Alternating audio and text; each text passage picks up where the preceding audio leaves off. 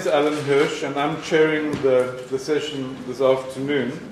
I'm also the director of the IGC Zambia project, and I wanted to say a few words about that before we begin to put this project, to put this discussion in context. The IGC process in Zambia began last year. I wasn't involved at that point, with some initial discussions with stakeholders. Those discussions continued into early this year, while something called the Zambia Country Strategy was developed. The Zambia Country Strategy is essentially the framework within which the research projects were developed for Zambia during the course of this year. And in fact, most of them were only developed by about the middle part. Essentially, the Zambia country strategy had to be approved. That was done by about June, and we started to develop the projects for implementation. Just to give you a sense of where we got to in that process, it was a process where we engaged with a number of stakeholders in Zambia, including civil society, government. Our primary point of contact is the Treasury, the Department of Finance and National Planning in Zambia, other government departments, various NGOs that are involved in research, policy work of various kinds. And we had a few engagements, some one-to-one, some around a table discussing proposals for an overall approach. And the agreement that we came to for the initial part of the Zambia project was that we'd focus on a fairly tight fairly tight growth set of issues around growth. Part of that was provoked by the fact that before we finalized the country strategy, there had been a request from the Zambian government for a rapid response project in the taxation area, and Professor Bob Conrad will be talking about some of the work that he's been doing in response to that rapid response request around trying to support the Zambian government to improve taxation systems, especially for the mining sector. So it was fairly obvious that mining, or rather taxation, and the whole area of domestic resource mobilization was one important area for Zambia. We'll discuss that in more detail this afternoon. But Zambia's taxation tends to be around 16% of GDP. It could be at least 20% of GDP in terms of agreed targets. It might even have the potential to go somewhat higher than that. Into the low 20s. So there's a real gap between what Zambia is currently collecting and could be collecting. And that's quite critical in the context of the challenges that we identified for Zambia. The other areas that we identified were the whole area of infrastructure investment. There's a significant infrastructure deficit in Zambia. Being a landlocked country, it's particularly sensitive to high logistics costs of various kinds, and there are difficult decisions that need to be taken quite carefully in Zambia over those issues. And then the third set of issues we decided to look at were essentially around the diversification of exports. Zambia has had a lot of success in recent years in exporting copper and cobalt and other mineral products. It's also, amongst African exporters, somewhat more diversified than many, but it's not really a diversified export economy by any stretch of the imagination. The major traditional exports are about 3/4 of exports still. So there's a lot of potential, but Zambia does have a lot of potential for further diversification of exports. So those are the three areas we agreed upon. The way that we came to that, the way that we developed the Zambia country strategy was partly through using documentation that had been prepared by academics, by international organizations. The World Bank did quite a lot of work and is still doing that in Zambia, but also by the Zambian government. And one of the things that the Zambian government commissioned is the constraints analysis, a document called an analysis of constraints to inclusive growth in Zambia. And that was probably the document that informed our approach more than anything else. So perhaps somewhat belatedly, we are going to have a presentation on the contents, belatedly in the sense that we already agree that it's a useful starting point for our work, but not belatedly in the sense that there's a lot more thinking we have to do about work in Zambia. And there's a lot more material in this report than we've got to grips with at this point. We're going to start this Zambia session with a presentation on the report. The report that was done for the Millennium Challenge Account, commissioned under the same department, the Department of Finance and National Planning in Zambia. Now, we're very grateful to Ngoza Mutali from the President's Office for volunteering to make the presentation. The main author of the report, Pamela Bialwa was unfortunately not able to come. The logistical arrangements were somewhat belated. The fact that Zambian visas to the UK have to be approved in Pretoria meant that the logistical line was a bit longer than it should have been. So unfortunately she wasn't able to do that. But luckily we've got Ngoza Muntali, who will be presenting on Pamela's behalf. And we have a discussant for this session as well, Dr. Anthony Simpasa, who comes to us from the Bank of Zambia. So we're very pleased to be able to have him. Another factor which constrained Zambian participation in this meeting is the fact that when the dates for the Growth Week were arranged, we didn't know when the Zambian elections were going to be. The fact is that they happened yesterday, which was slap bang in the middle of Growth Week. So some of our stakeholders that we would like to have had present weren't all able to come. But we're very grateful for those who have come, and I think it forms the basis for an excellent discussion this afternoon. So I'd like to invite Ngoza to begin the presentation, and then I invite Professor Bob Conrad. Ngoza. Thank you.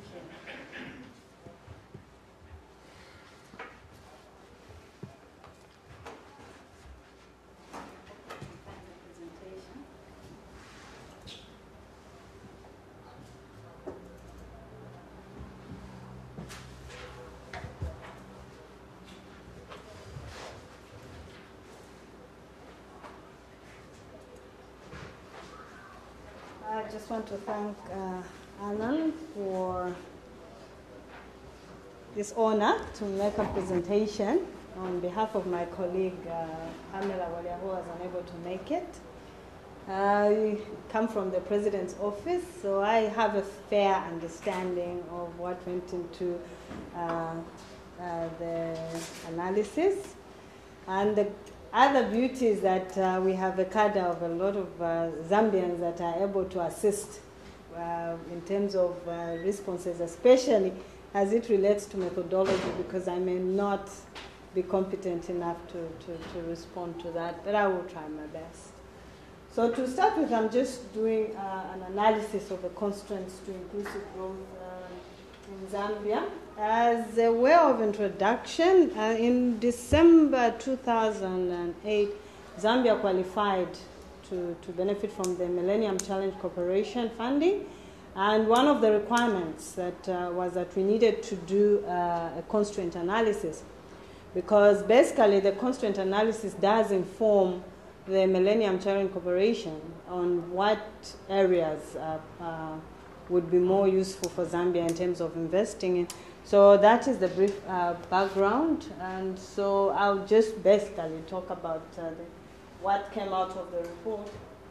And so the outline of the presentation, in brief, as I said, I don't have the full details of the methodology, so I'll make sure I don't go into the technicalities, but I'll briefly talk about the methodology that was used, and then come into the findings and what are the issues that are remaining for discussion as we go forward. Methodology, inclusive growth diagnostic framework. This is just an addition or a modification of what is referred to as the HRV growth diagnostic. The HRV growth diagnostic basically looks at the business framework. It just focuses on the firms and why there's no growth or why firms are not investing much more. Now there was a modification to that framework. And in this case, there was an addition, or to look at the productive aspect of it, or the productive employment, which meant that the analysis went beyond the firms into now individuals. Why the productive capacities of individuals? Because it is felt that if growth has to be inclusive, certainly an analysis of individuals plays a key role. Unfortunately for Zambia, a similar study had been done by the World Bank. So this study, the second study was done, was really just to update or upgrade the findings from the World Bank. So again, as a way of methodology, when you look at the HRV analysis, it just focuses on the business environment analysis and looking at, now in this case we looked at employment, which looks at self-employment as well as wage employment to come up to the employability analysis. So this was the addition to the original methodology. So again, the idea, because of the definition of inclusive growth. I mean, inclusive growth, I'm sure you know that it means basically growth which is sustainable and also which is applied, which is more broad-based. Now, to come to understand whether growth in Zambia is inclusive or not, I think it's important to understand the growth story. So what has the growth story of Zambia been in the past? Pre-independence, Zambia was doing very well in terms of GDP per capita up to somewhere around 1975. And 1975, we know that there was a serious commodity collapse globally.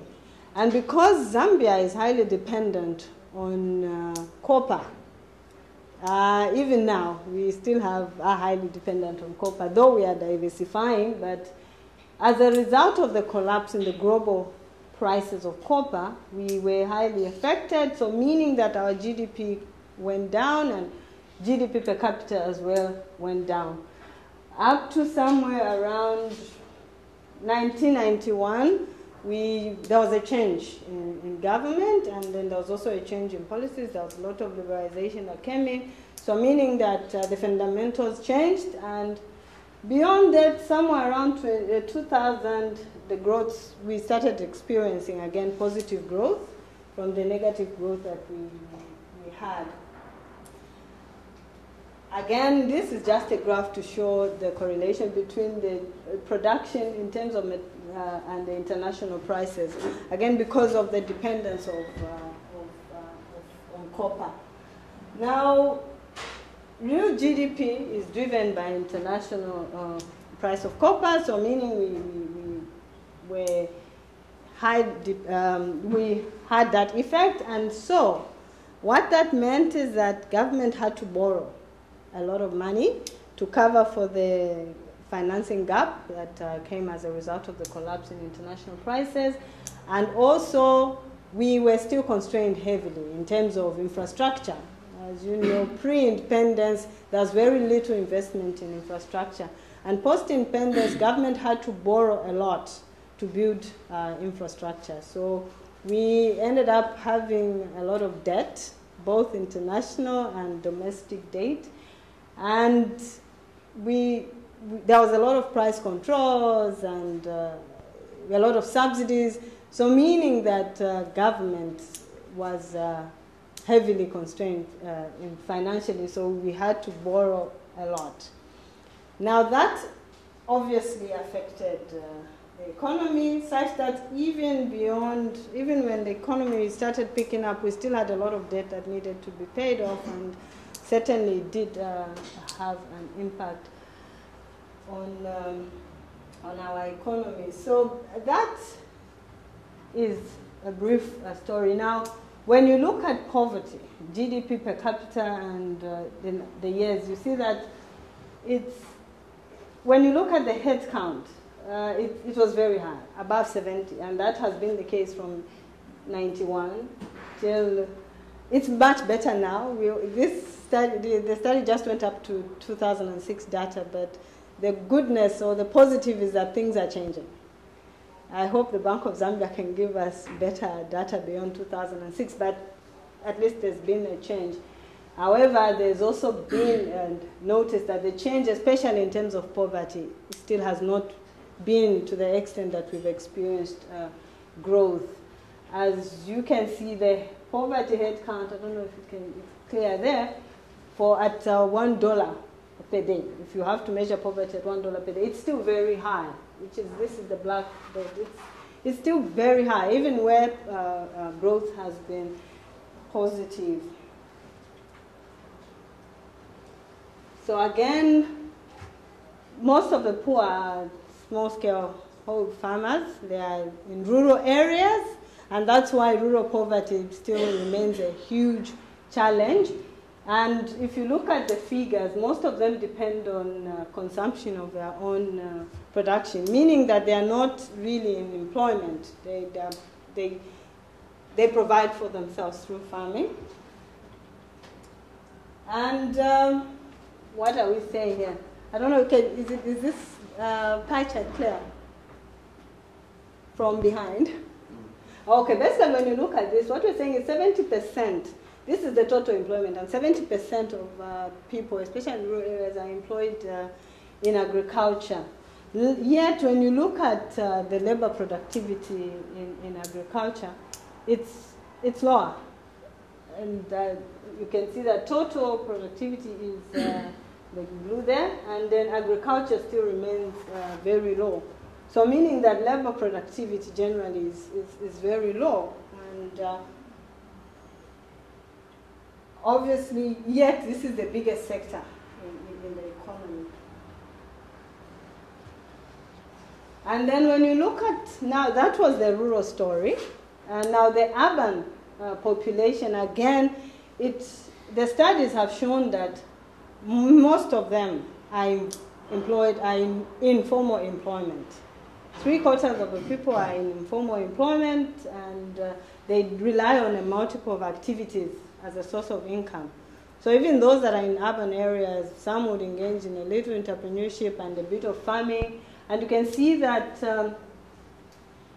the poorest, if you look at the figures for the poorest, 20%, most of them depend on non-farm businesses and other incomes. Now, these other incomes are quite undefined and in some cases unreliable. Then yet the richest 20%, most of them depend on salary. So meaning most of them are employed. So what are the growth stories? Why has Zambia's GDP per capita growth not reached levels attained in the first years of independence? I must state at this point is that the story is changing because just recently Zambia was reclassified as a lower middle income country because it attained GDP per capita of 1,240. So meaning we are slowly getting to the pre-independence levels, but even then we have recorded positive growth, I think, for the past almost 10 years, yet poverty levels still remain very, very high. So now what is it that is constraining inclusiveness of this growth? I mean, obviously one of the things is that maybe the growth is not big enough, it's not large enough compared to the challenges. However, even then, when you look at the rate of growth and the reduction in poverty, I think the gap is too wide. So meaning there must be some constraints that affect the inclusiveness of the growth. So now, briefly, I may need to be reminded on time. So inclusive, when we look at the inclusive growth framework, the purpose is to look at what are the binding constraints. So you break down the constraints. We are looking at poverty reduction as well as economic growth. If this growth has to be inclusive, both of them you'd expect when growth is increasing, obviously poverty reduction should also be reducing. But we've noticed that poverty reduction is not at the same rate as growth. So one of the things is to look at the wage, that is the employability analysis, which will look at generally the productivity and all. So one of the constraints that was realized in the employability is that the poor health status and the low productivity are binding constraints. Poor health status has come about with a lot of issues. One of them is HIV/AIDS and malaria. Obviously, those have been diseases that have burdened the economy, and because of what it brings out, it's very difficult for the population to be productive. And it's been said that HIV has lowered annual GDP growth rate on an average of 0.3 percentage points since 1992. And I think that is a significant figure. It may look low, but that is significant. And also beyond poor health, we also have challenges with access to education, because most of we have children going up to primary level, and beyond that, because of low incomes in certain cases, they cannot go beyond. So the productivity level has really been because of low status and the low health status, as well as limited access to education beyond primary. Then I don't have to go into that. Basically, this is what I was talking about, the low employability because of the health status, meaning that most people cannot be employed because even if they're employed, their productivity is very low because of the health status. And then, again, low productivity because of low education and developed science and technology. So basically, all these have been considered as binding constraints in Zambia. Then, briefly, the business analysis. This focuses on firms. The employability focused more on individuals and why there is low productivity, but this one focuses more on businesses. And one of the constraints that has been identified is low returns on economic activities, as well as cost of finance. Again, all these are affected by a number of things, including government failures, including market failures, which, as we go on, you see that they could be affected because of lack of coordination or limited levels of coordination and lack of information or information asymmetry and things like that. Again, when you look at the cost of finance, we have basically two sources, the domestic and the foreign. And domestic finance usually is very expensive because of low levels of savings and also the state of the financial sector, which again I'm proud to say that government has really done a lot in terms of restructuring the financial sector, and I think a lot of positive has come out from there. Then finance, allow me to skip that. So as I said, anyhow, finance, when you look at finance, access to finance is very expensive, and if you expect firms to invest, obviously they can only be profitable if they can have cheap sources of finance. But again, because of the past history on debt, and Zambia had limited access even to international finance, even at government level, so meaning that even investment by government on infrastructure was limited because of the limited access to finance.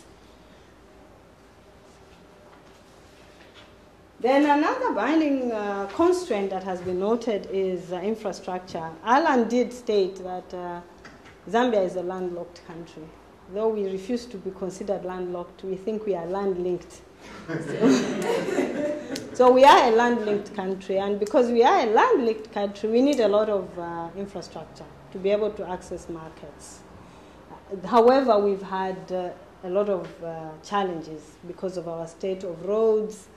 We don't have a reliable railway system.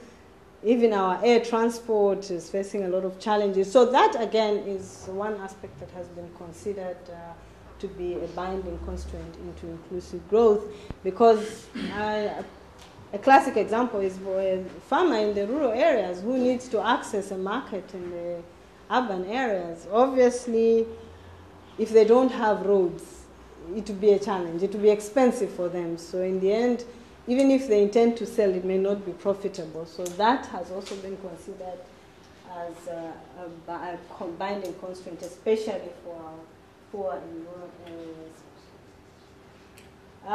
Another aspect has been electricity, because when you look at access to electricity by most of our, especially again rural populations, it's very low. And certainly if you have to industrialize, you need access to electricity. So that has also been a major constraint to growth, especially inclusive. Natural capital and geography. Again, here it's debatable whether it's really a binding constraint or not. However, it has been identified. Again, it's worsened because of the lack of infrastructure. So meaning that there are certain geographical areas that are not accessible. And as a result, it will be very difficult to get them into the growth, say, the poverty reduction, say, for example.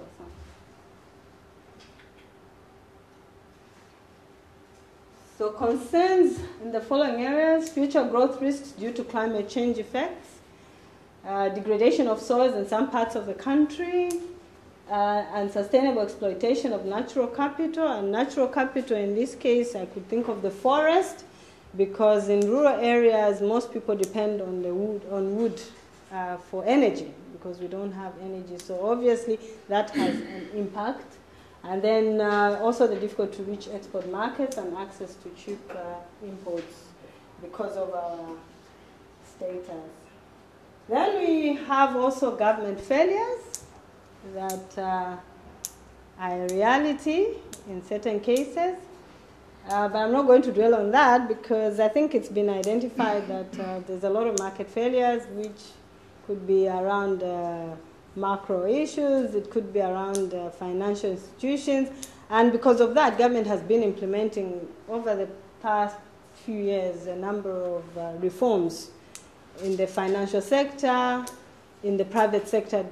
In the private sector, a number of reforms are being implemented. Again, it's to correct the government failures that have been identified as constraints to grow.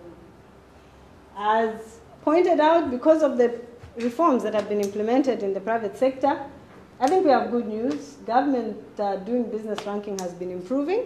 So obviously it is expected that with these improvements we may attract more investment. And with more investment we may attract more growth.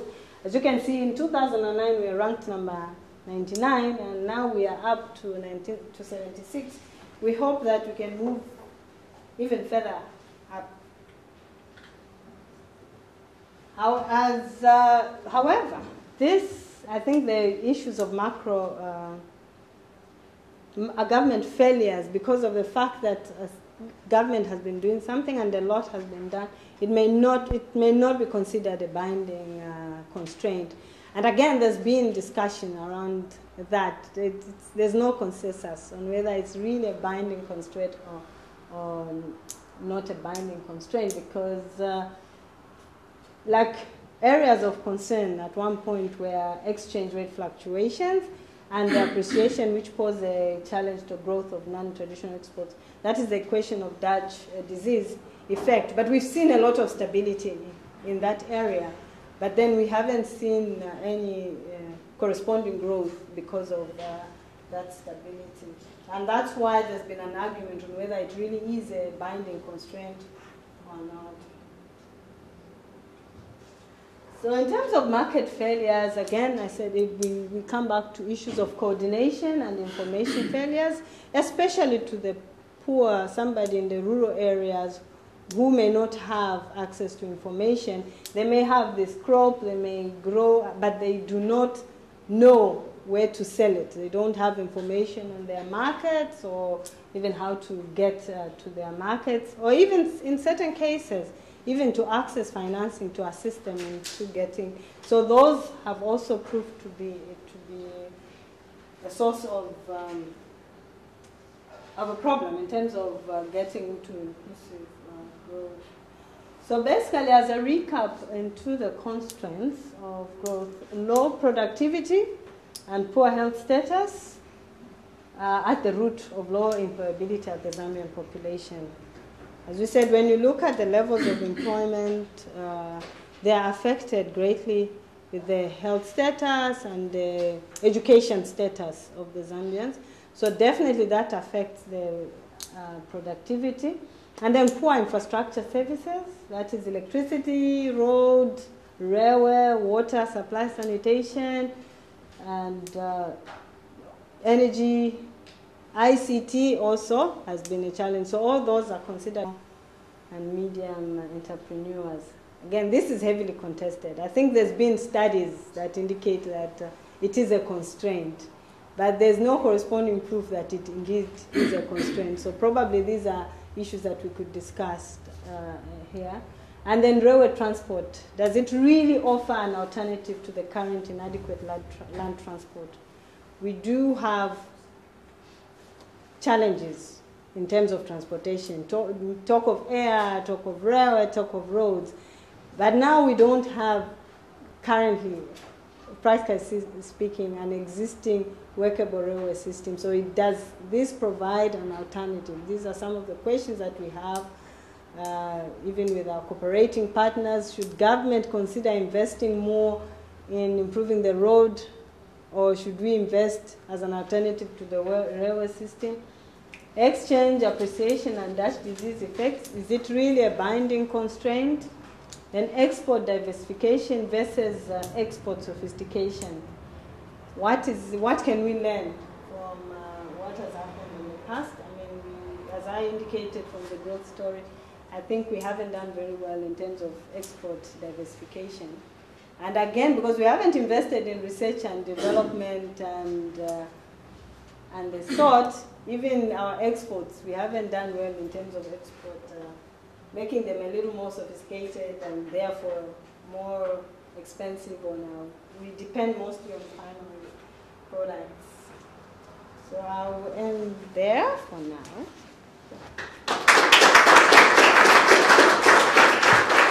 I'd like to now introduce Dr. Anthony Sipasa from the Bank of Zambia, who will be answering all the questions that will be heard. Not really. Thank you, Alan.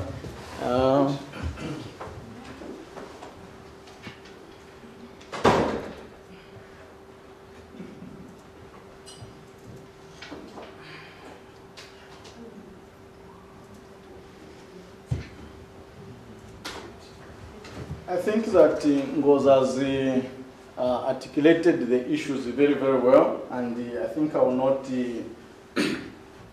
bore you much with the larger part of what she's been talking about, because really the story is very well known amongst all the people in Zambia that have been following the Zambian economy very, very closely.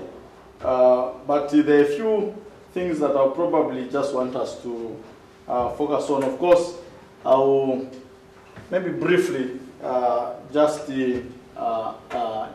underscore or emphasize on some of the things that she was talking about and highlight those things that are really of great concern in terms of policy and where we need to be focusing our minds.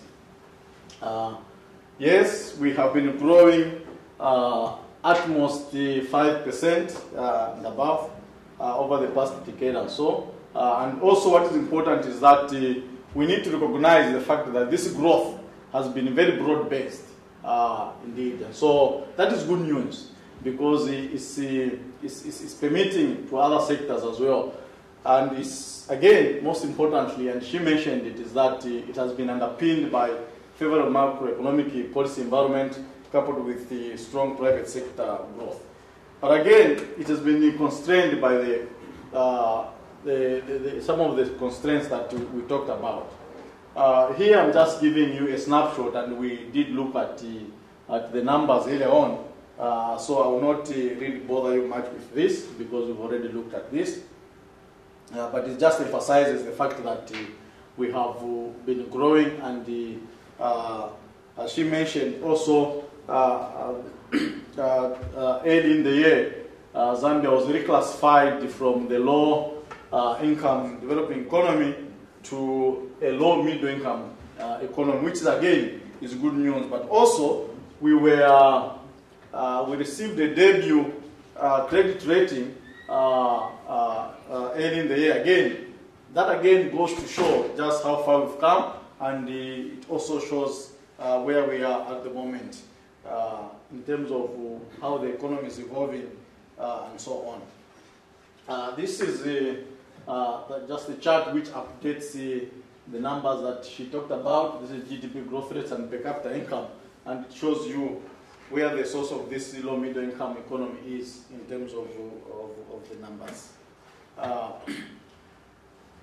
Just a little bit on investment, which also responds to some of the improvements in the business environment, as it were, is that because of this broader macroeconomic stability, we've been attracting a significant amount of foreign investment.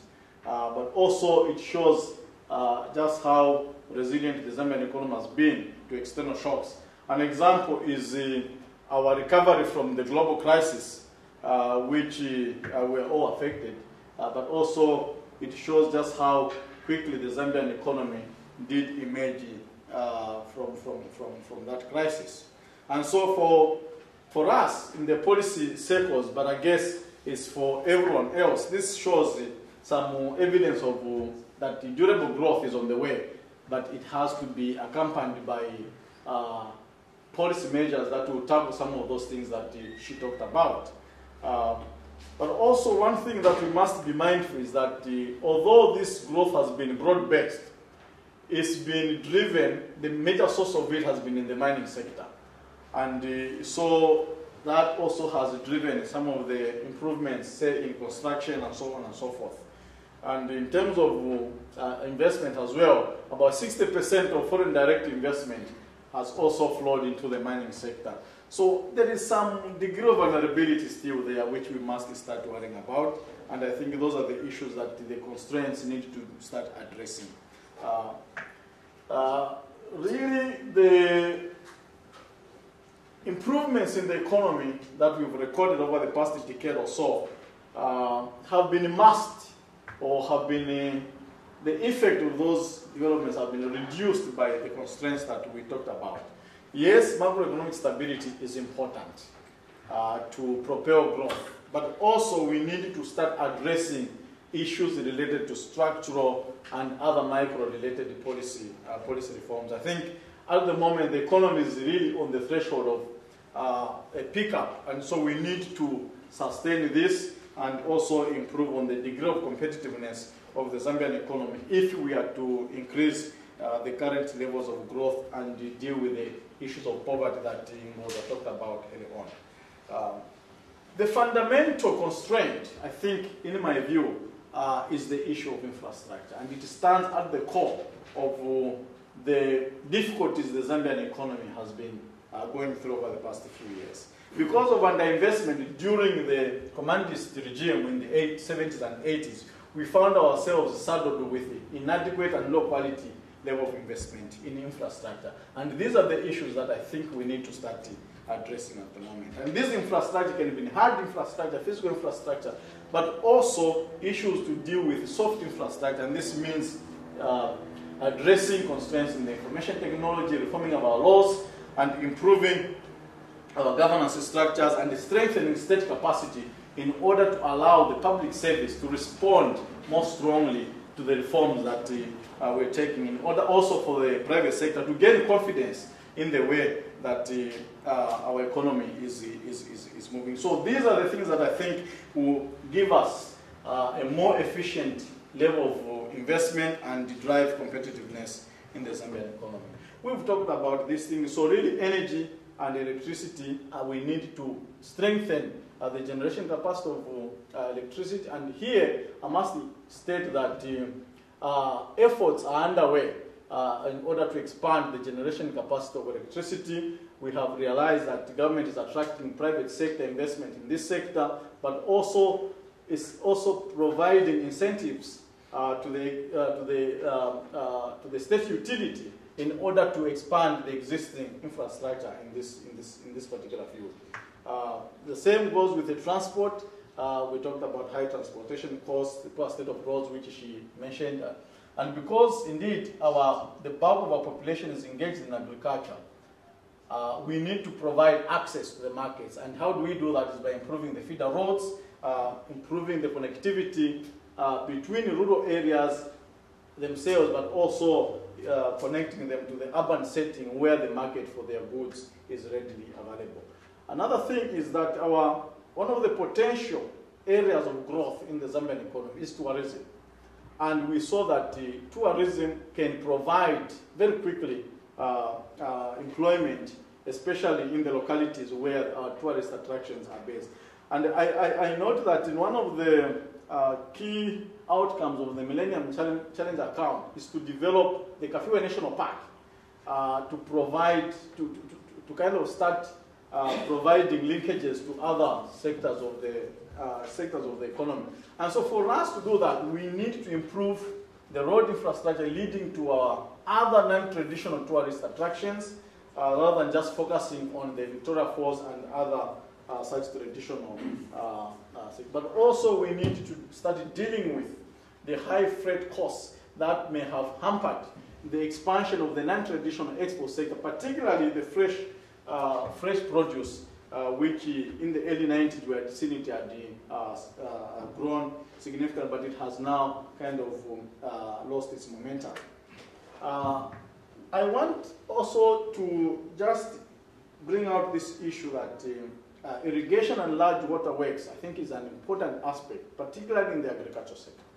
At the moment, Zambia's agriculture is largely rain-fed and is therefore vulnerable to varying weather conditions. And if that is the case, it means that the productivity of our agriculture sector, and we noticed, is very, very low. And also, it means that because of the inadequate water retention and harvesting techniques, meaning that our dams are not very well developed, it means that it shows that also the level of water usage is very, very low. And because of this, the agriculture sector really cannot be seen to be an engine of growth in situations like this. And we must start moving towards improving the infrastructure related to irrigation and other water projects. The good news, again, is that this is one of the issues that the government has identified in its national development plans and the vision in 2030. And they are developing the farm blocks. And these farm blocks, significant investment is going in to develop the road network in these farming blocks in order to link them to the rural, to the urban setting, but also they are improving the dam infrastructure and so on and so forth. I think the key challenge in the water and sanitation subsector is one where the public waterworks and sewerage system has collapsed, more or less. Okay, commercialization and regulatory environment has been developed, but we have not seen a commensurate response in investment in the utilities. Although there was this creation of water utilities based on the location, we have not seen a corresponding investment. And what we see now is that the bulk of the water that is provided in sanitation services is self-provided, either by households or by firms. And this is not good because it means that the water table is being depleted for future use. And so also the poor sanitation means that our disease burden through the waterborne diseases means that it continues to be a major hindrance. And so over and above the HIV/AIDS that she talked about, the cost of treating waterborne diseases is also high, and so it also reduces on the productivity of labor as it were. And this is what we see here. that Zambia is hugely capital intensive. And so because of this and the dependence on agriculture, we see very, very low labor productivity. It is estimated that only 23 cents per unit of capital employed is translates into value addition, compared, say, to Uganda, 70 cents and so on.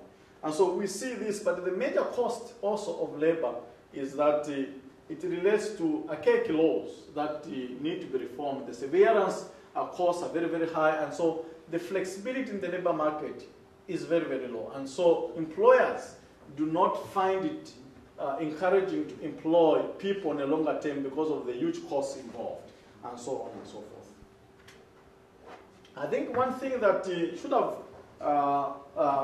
been highlighted in the presentation area is the issue of information technology. And why do I say this? Because this is where we have seen phenomenal growth over the past few years. And mainly because of the entry to the sector of private service providers of mobile phones.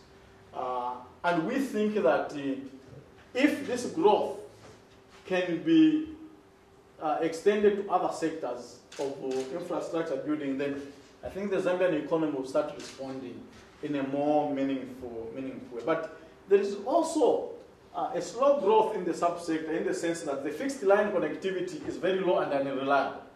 And this means that in rural areas especially, people have to rely on dial-up services, say for internet connectivity and so on, where the mobile phones have not been able to reach. We see here that even in the urban setting, the internet connection is very, very low. And again, this very strong returns. But what's interesting actually about Zambia at the moment is that Zambia has been growing strongly. Zambian overall growth has been 6 or 7% for the last 3 or 4 years, over 5% for much longer than that, and yet the Zambians in this room await with bated breath the results of the elections which took place yesterday. And I think that suggests the fact that the benefits, as Ngozi particularly emphasized, the benefits of Zambian growth are still don't have the kind of impact on society as a whole as they might be expected to have. And that raises the question of, Ngozi, I think, emphasized the employability, human capital constraints and growth, and Anthony emphasized very much the infrastructure constraints of growth. And if Ngozi's story about rural poverty, and I think that the graph from the constraints report, which we do have a number of copies available, and if people would like more, we can certainly give out the internet address for it. But the indication of the decline in poverty not having a significant impact on the decline in rural poverty, perhaps is the most powerful graph in that whole presentation. So, we'd invite comments and questions and suggestions, and we'd also invite people to start thinking about research topics in Zambia, because although the material is very rich and the country is very exciting, the amount and the range of academic research currently taking place in Zambia is quite limited. So in all of those areas, we invite discussion at this point. Comments first. Okay, we'll start with Alan. Maybe if you can introduce yourselves when you begin. I'm Alan Wishworth from the Zambian Institute of Policy Analysis and Research. I want to take up the challenge of both speakers on railways. Just about everyone in Zambia believes the line that we've just heard this morning. By coincidence, I've just written a paper called "Should the Zambian Government Invest in Railways?" The conclusion to which is no. And there's a very poor level of understanding of the railways sector in Zambia. The fundamental problem is this, although I'm not sure it's a problem. Zambia enjoys the lowest trucking costs per ton kilometre of any landlocked country in Africa. The lowest. Despite what we've heard about the awful roads. It's not true. The trucking rates for Zambia's trade are lower, or are as low as those inside South Africa. There's a very interesting reason for that.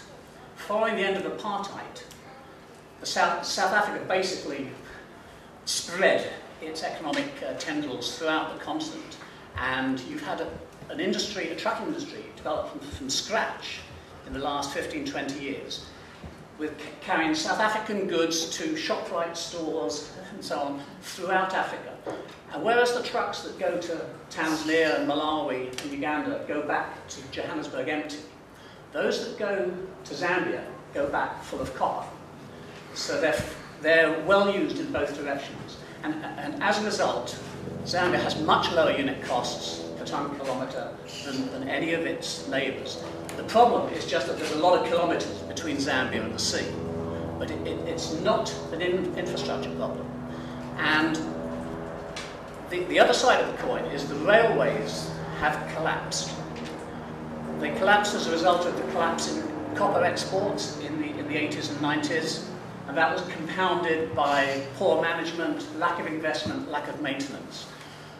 They're now at such a level that speeds are so low, security is so low, that even if their tariffs were competitive with the trucks, the mines and others wouldn't use them. They're extremely insecure.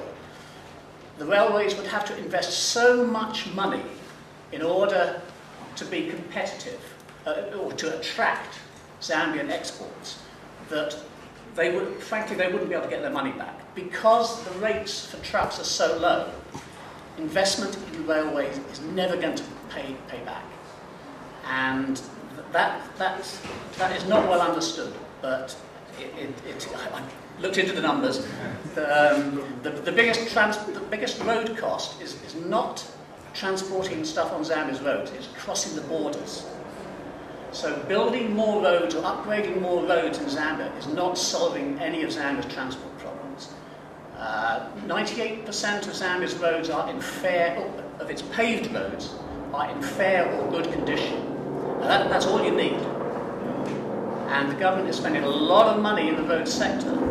Unfortunately, it's spending it on the wrong roads with no economic appraisal, and it's not maintaining the roads that it's already got. So the issues in the transport sector, infrastructure sector, are very important, but they're not the ones as presented. Thanks. I think this is not only an issue that's relevant to Zambia, it's an issue that is being debated in many countries in Africa. There are 15, if I remember correctly, landlocked countries, or land-linked countries in Africa, sorry. And these kinds of, as Africa moves back into the mainstream of economic growth, these are the kinds of questions that are being asked, and I'm sure we can provoke some debate around that. But let's have a few comments from the floor, and then we'll get some response from the speakers. Yeah. Sorry, it's not more Zambians intervening, but perhaps they're nervous about what will happen next. I was actually in the Bank of Zambia 64 to 67. An interesting transition time, because Zambia separated from the Federation. Rhodesia had the UDI and completely disrupted the transport of copper through to Maputo, which used to be the route by rail.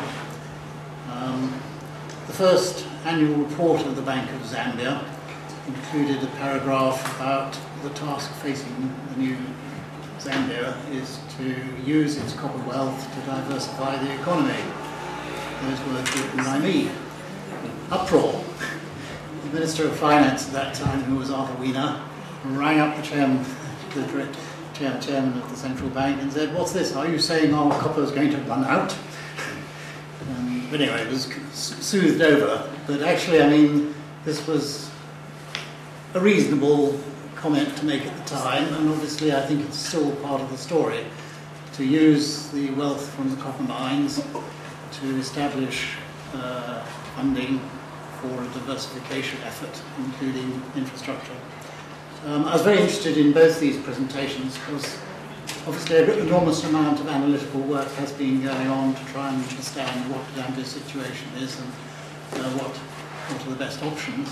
But the thing I missed a little bit is a sense of prioritization. And I wonder if, in looking to the future, there needs to be a bit of a harder-nosed consideration of what are the real priorities. So I find myself agreeing that infrastructure constraints are an important one, but you need to bore down which constraints are the ones that really matter. In my mind, because I'm a bit behind the times and haven't done the analysis that was done behind, I thought that the top priority ought to be to do up the Tanzam Railway and to have a go at Dar es Salaam Port as well, which would promote the more rapid and effective export of copper, part of the strategy of using the copper wealth to support alternative economy building. But if the analysis behind is correct, maybe you have to go back to the lorries, which were indeed what was deployed after UDI. Zambia, through the Industrial Development Corporation, I don't know if it still exists, acquired a fleet of around about 250 large Fiat lorries with trailers, some of which can still be found in the bed of the Ruaha River, along with their copper loads. It was a hazardous route, but it worked. So maybe there's something in the story behind. But I mean, the point I really want to draw out of that is infrastructure is a constraint. But you need to drill down further. Which bits of the infrastructure are absolutely critical to sustain your growth over the next 5 years, say 10 years, say?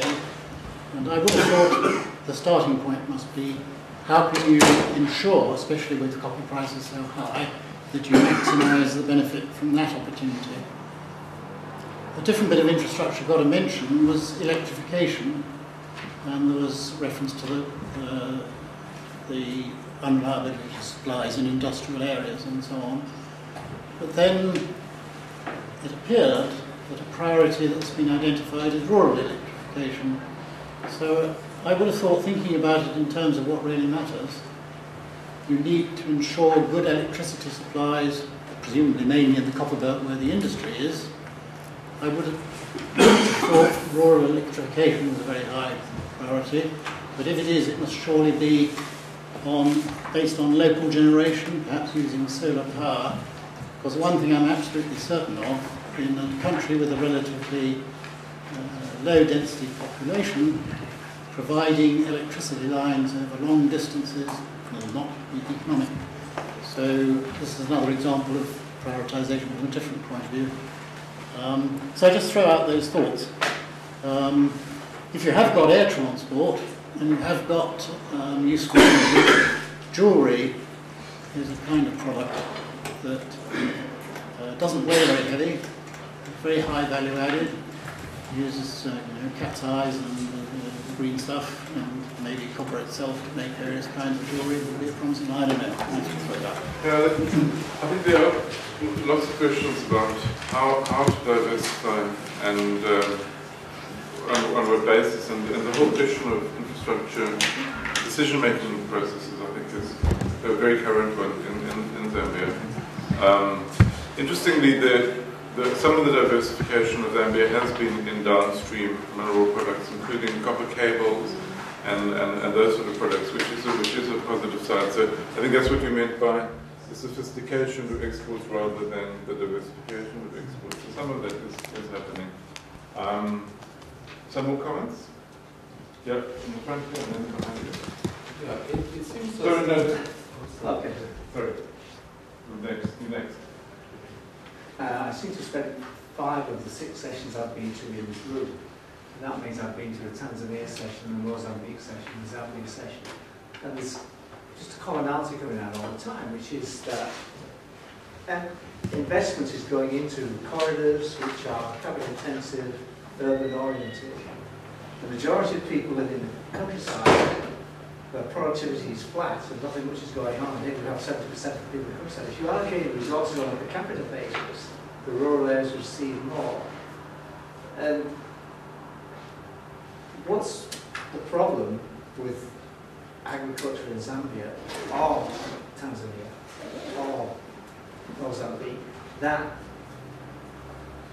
it remains a drag on the economy. It could potentially drive the economy. There's enough research on agricultural development to show that it plays a very critical role in the early stages of development. But in Africa, the personal sector was repressed for 30, 40 years in order to extract rents to feed activity in urban areas. That passed away in the 1980s and 90s, but we've still got the same problem. That the bias of investment is going, it would seem, away from agriculture, which is potentially a growth source, and then most people aren't, and most people could benefit. So I may be naive, I just don't understand why more has been done. Thank you. That's a very good question, and I don't think there's any doubt in the Zambian agricultural potential. It's been very clear in the last couple of years when, in response to an incentive environment, maize output has just accelerated dramatically. And I don't think it's only for climatic reasons. Okay?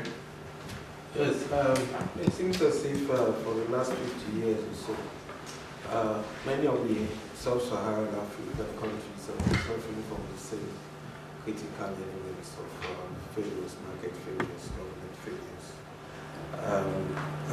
We do not seem to be learning any lessons. We're not going anywhere. And all the other regions of the world have been rapidly developing in Southeast Asia and so on and so forth. And as a development economist myself, I kept on wondering what was wrong with sub-Saharan Africa. We've had a plethora of all of these studies, all of these investigations. And here we have presented to us more questions than answers. And somebody has to sit down really now and say, with all of these constraints, we know basically how to solve many of these questions. How do we order our priorities? What will be in our interest to get started very quickly? And one of the things that I think we shouldn't do is to encourage the government to do anything other than provide infrastructure in these countries. We must somehow get the level of education up. And also we need to really get the private sector to start working in Africa. But the basic problem with that is that we have a dearth of capital. And it seems as if whilst countries like Zambia and others that are rich in mineral resources have been moving up the economic assessment ladder to lower middle income countries and whatever, it seems as if they don't really own the wealth. They don't really own the lands. They don't really benefit from the wealth of minerals in these countries. That is a critical problem. If for 50 years you've been mining, basic things that went wrong. One, we did not order our skills development to meet our critical needs. Like Sierra Leone is basically a mining country. We should have had technicians, people trained to exploit mineral resources, as would Zambia. This should have been critical because most of our economies have been driven by mineral exports. So second question is, whilst we're at it, and we have been receiving revenues from this, would it not have been critical for us to start raising a level of capital for mining purposes so that the people, the governments, the Zambian private sector should have been able to start exploiting the resources first. And all of these foreign companies do come to our country, they exploit it, we go out with the money, we are left with some payments of royalties that are meaningless. So this is what we engage my role in going around for 50 years. Thank you. You've added to our list of good questions. And again, I would like to encourage people. I mean, I think that there are. I don't think that we're in as bad a position as we were in the 1970s. I think it's very clear that in terms of macro management, many African countries have improved quite considerably. And you saw that in the data about inflation, about the various key macro data which have improved. I'm being reminded that there is a short break between sessions, but I'd like to give was there anybody else who very keen to okay.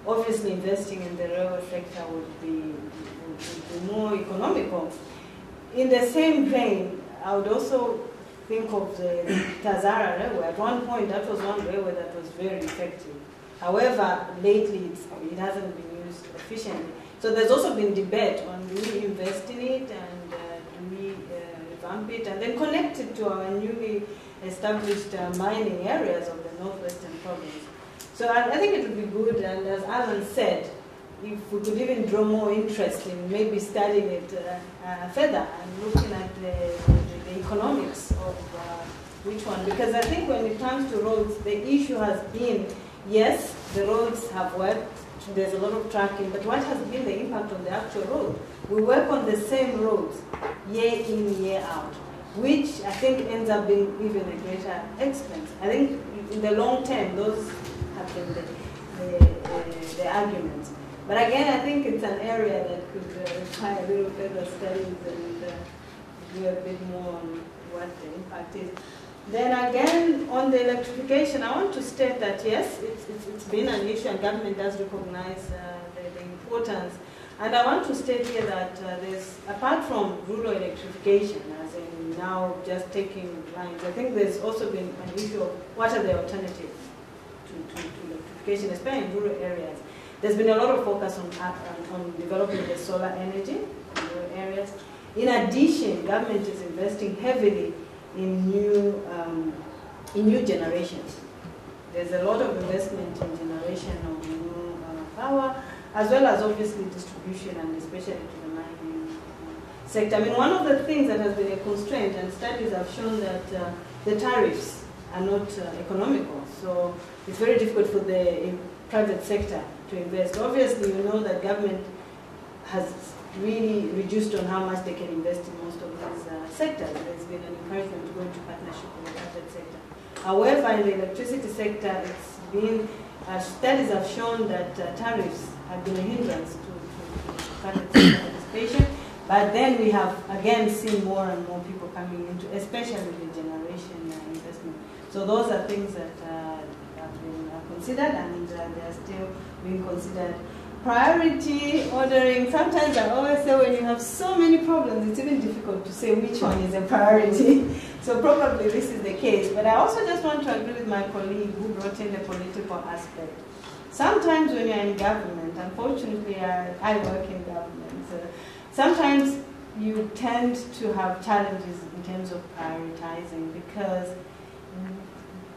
what may be a priority in terms of economic returns may not be a priority in terms of social and political returns. So usually a balance becomes a problem. But I think, yes, it is quite recognized that there's need to prioritize. I'll talk of roads, for example. Obviously, the greatest road and the road from the Copper Belt to South Africa may be a priority in terms of movement of goods. But we have our rural population that grows maize and needs to transport that maize to urban cities. But vehicles will not go there because the roads are in a deplorable state. So now as government, which one becomes your priority? Do you want to facilitate the movement of copper, or do you want to facilitate the movement of crops from rural areas? So usually those are the challenges when it comes to making a decision on which one is a priority. As I said, which one is a better return? Is it a social return or the economic return? So obviously, those are issues where you want some studies or some guidance. But I can assure you that, yes, I think priorities are in most cases recognized, but when it comes to policy decisions, these are some of the challenges we tend to face. And in terms of productivity in agriculture, I think it's been actually recognized that generally there is low productivity. And I know that there's been some studies instituted to see whether training or increasing, for example, extension service to rural would increase productivity. I think it is recognized that agriculture would play a major role in transforming the economy and in economic growth. But we've noticed that yields, the levels of productivities are quite low. So you find the yields are quite low on the same piece of land. So I think there's been issues on even where there is a little more mechanization, sometimes the yields tend to be low. So there's been studies, is it the issue of extension? Is it more the need to mechanize, or is it the lack of training? But I think that is one issue that has also been recognized. For example, in Zambia, even when people have been given fertilizer, it's been, yes, the yields have increased, but the productivity is still quite low. So these are some of the issues that government is looking at. Thank you. Thanks. I won't take long. I think she's covered the bulk of the responses. It's just to underscore the issue of prioritization. In both the 5th National Development Plan and the current 6th National Development Plan and the Vision 2030, the government has listed the areas that they would want to focus on in order to alleviate these problems that we talked about. And key among those is energy and electricity. And she's just pointed out that there is significant investment going in there, and I mentioned it also in my presentation, that there is a lot of investment going there to expand the existing capacity, but also to build on new generation issues. The issue of tariffs, yes, that has been the major problem, and Zambia was seen as one of the low tariff countries in the region, but now there's been a gradual adjustment in tariffs in order to address that particular concern of attracting private sector participation in the power sector. And we have seen 2 or 3 new private sector-driven power generation companies have come on board, and they are putting up that. And so I think that is something that the government is recognizing. And this investment in generation capacity is not necessarily focusing on the rural areas. The recognition is that the bulk of electricity in Zambia is consumed by the mines. And in the next 3-4 years, we will see a huge increase in the demand for electricity emanating from mining investment. And so the government is cognizant of that fact, and that's why the current capacity that is being expanded is partly targeting the expansion in mining, but also in the M phases. These are the multi-facility economic zones that have been created across the country in order for them to be able to attract investors in there. So that is an area that needs to be addressed. I thought I should just underscore that fact. Productivity in agriculture. I think we have been seeing that Zambia also possesses huge potential in beef production, for instance. But the per capita beef per capita in Zambia is very, very low, and this is because of the disease burden in the beef producing areas.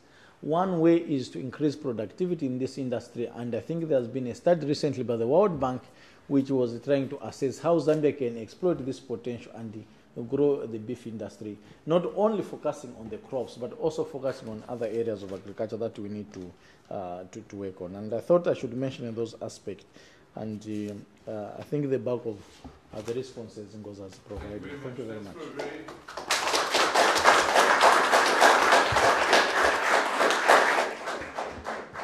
Very stimulating session. We're going to return in about 15 minutes for a presentation by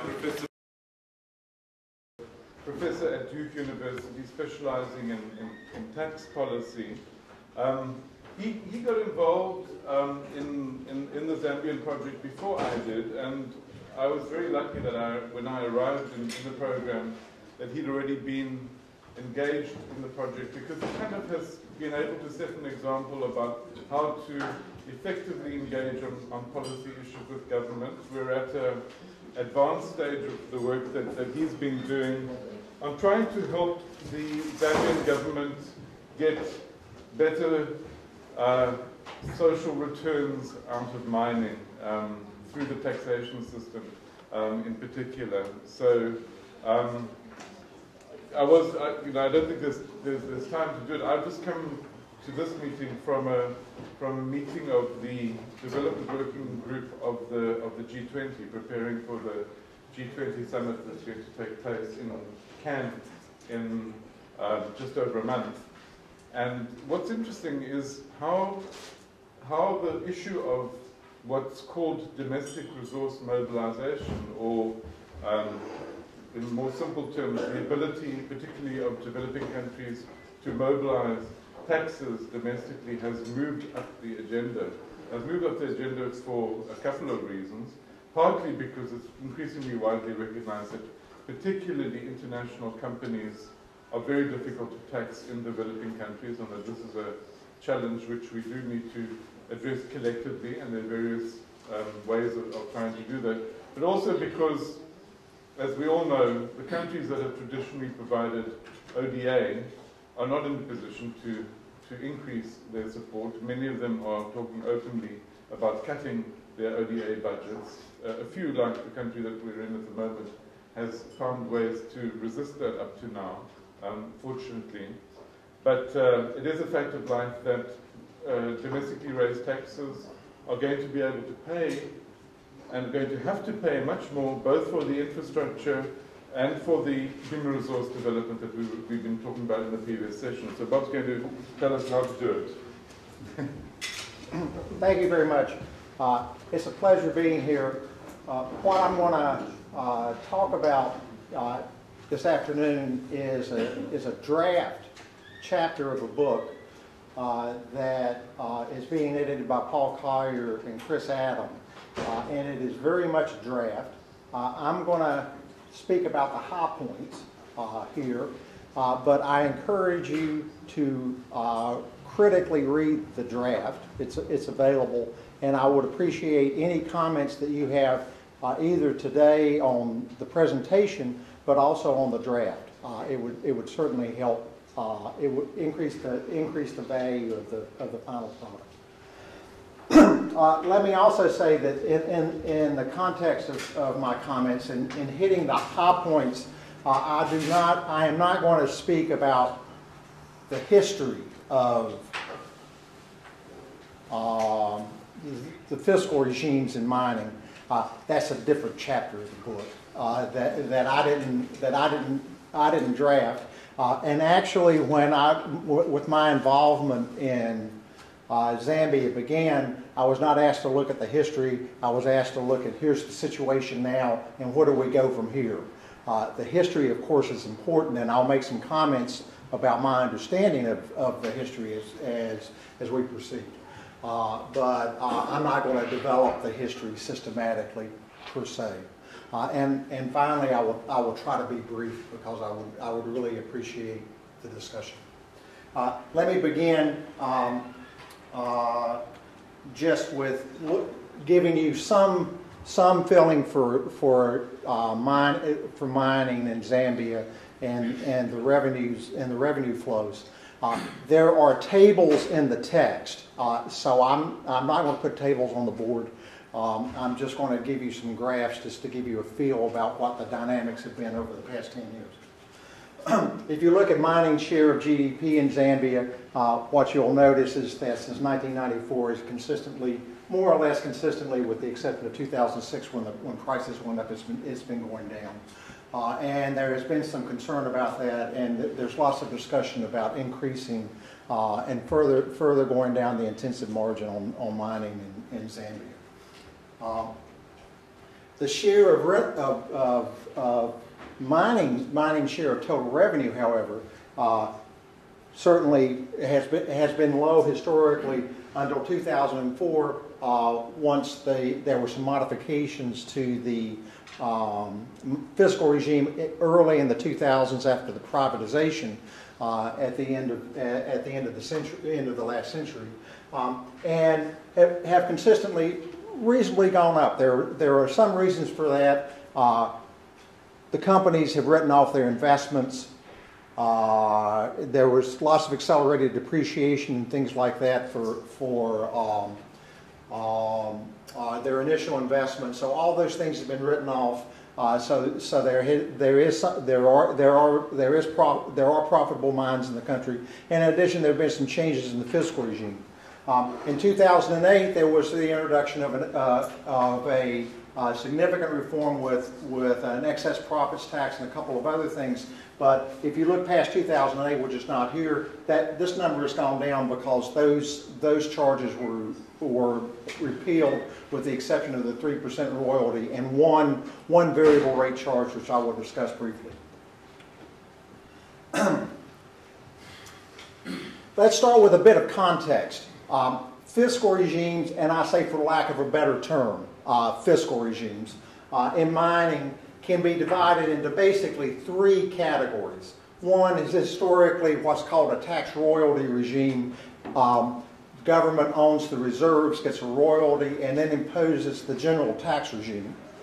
And so those instruments include a royalty, the general tax system, and under the general tax system I will include profits, border withholding, value-added tax, tariffs, excess profits tax, things like a resource rent tax for those of you who are familiar with mining jargon. And then there could be some equity participation, either free or purchased or some type of carried interest. A second type of contractual arrangement, fiscal regime, is what's called production sharing, which is common in petroleum. But if you look at the instruments themselves, what you have when you look at the instruments, royalty, general tax system, equity participation, and then there's this thing called a production share where the government gets a certain proportion of the output instead of a certain proportion of the revenue. And then finally, the third type of contract or fiscal instruments that are used in mining is what's called a service contract. And a service contract, we're all familiar with service contracts. I show up for work, you pay me, and you get, and I get paid a wage, and you get whatever surplus is left over. And so service contracts are becoming more common in mining. Mongolia is thinking now about moving to a service contract for at least part of that big coal mine they want to develop in Mongolia, and the new Iraqi petroleum agreements are all service contracts. But then again, if you look at the instruments themselves, what you see: royalty, general tax system, equity participation, and then there's the surplus that the government gets to keep from the service contract. In another set of work that I've done, what I would like my point here is that you look at these three different systems, but what you see are the same instruments, and that you can call it what you want and give it to me. And if you want 50% of the net present value of the project, I can give you 50% of the net present value of the project, no matter what you call it. The difference is going to be in the risk sharing. But I can always set up a fiscal regime that's going to give you the same expected value.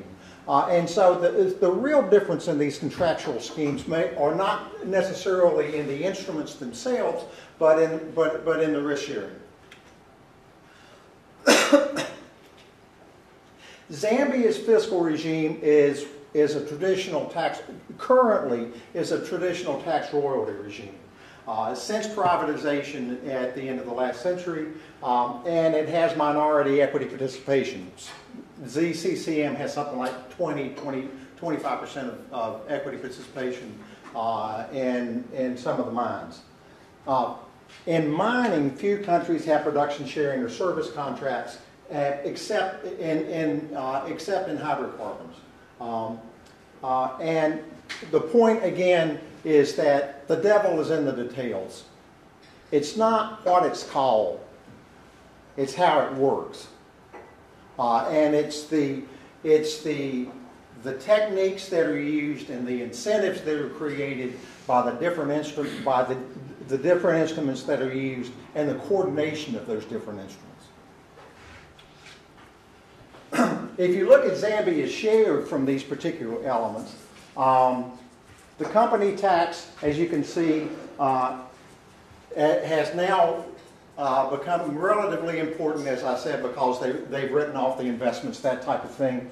The royalty historically has been important and has become a bit more important. Withholding taxes on dividends. Before 2001, there were no dividends, and now they've become a bit important. And then there's this windfall tax that was imposed in 2007 through 2009 that became relatively important.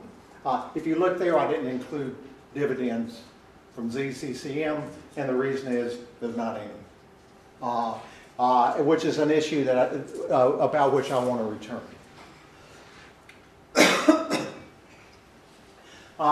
In order for me to discuss with you the particular elements, I want to take one moment to give you at least an appreciation for a particular perspective of how you would go about evaluating a physical regime in mining.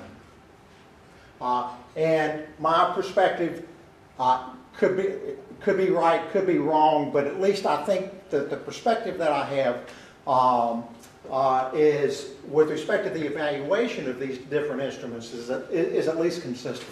So in order for you to critically evaluate the fiscal regime in the country, you've got to come with it with some type of perspective, and I want to just take 1 minute to share that perspective with you. Now, my perspective is basically two things. One, relative prices matter. Efficiency matters on both the supply side and the demand side of the market. And governments need to provide signals, price signals.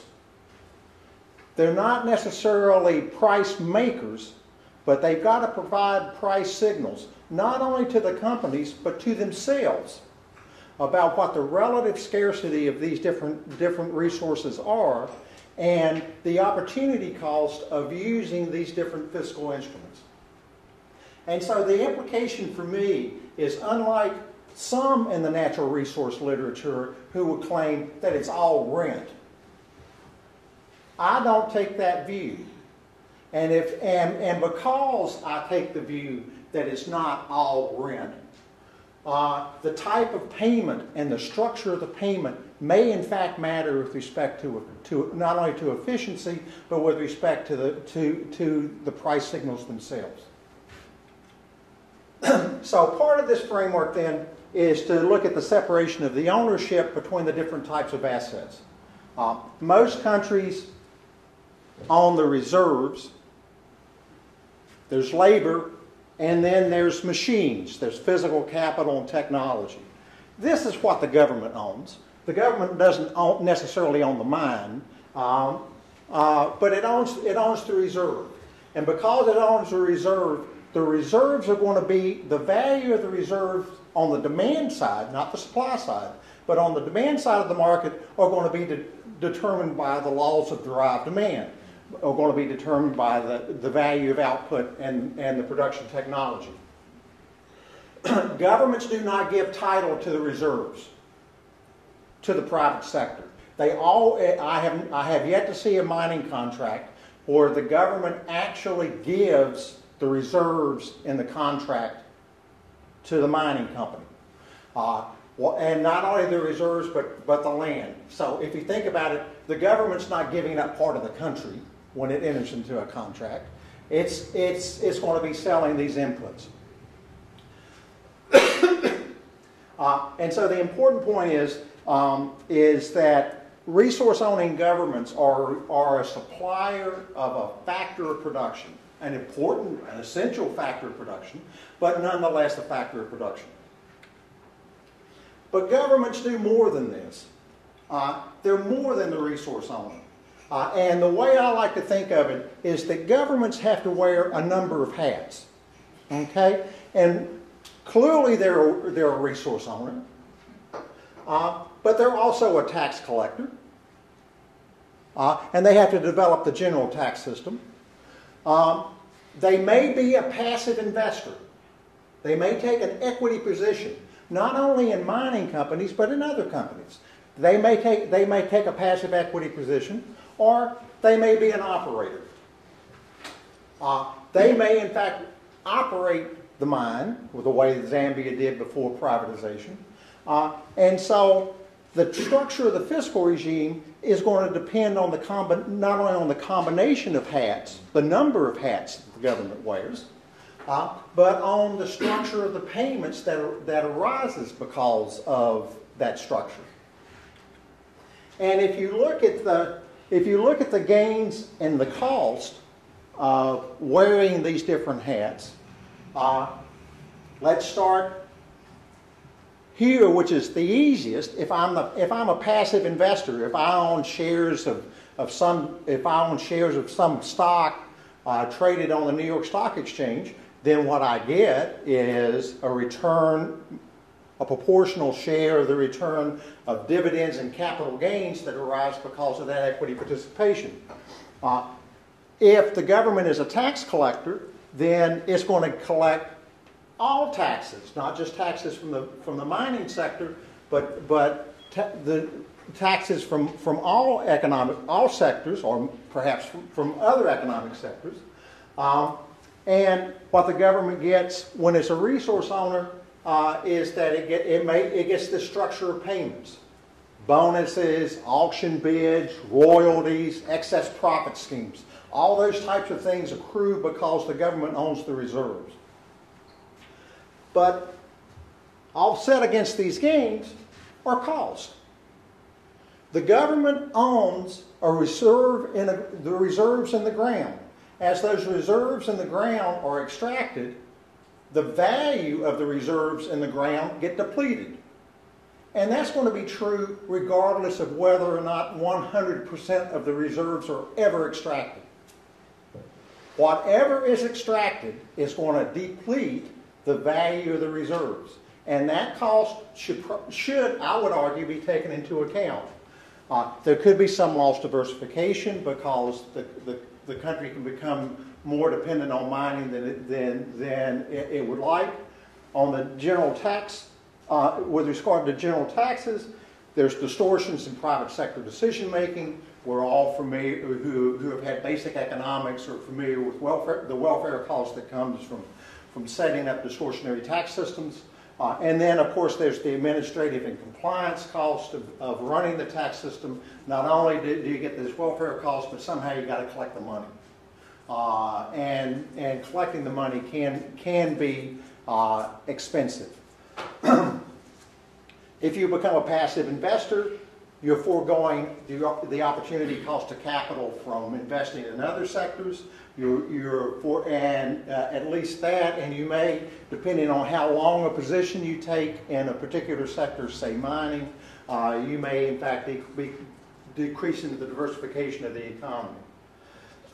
With respect to an operating company, the government is going to get returns to management. It's going to tell people what to do. But there could be further losses in diversification. If you think about the framework, everything starts with the final output price. And to the extent that the final output price is variable, the more you take in terms of resources plus investments in reproducible capital plus investments in management, what a country is doing is it's increasing its long position in that one sector. And so it's becoming more exposed to the variability of that one price. And so if there are not things that it does outside the fiscal regime to offset that risk, it could in fact be creating a situation where it's less diversified. So the implications of this simple approach, I think, is prices are signals. They're important. They're important things for both producers and the resource owner. And the structure of the contracts and deals and the fiscal regime will depend on the extent of existing diversification, per capita income or the aggregate level of income in an economy, preferences toward risk, and the mineral and geological characteristics of the economy. So the implication is there's not one size that fits all.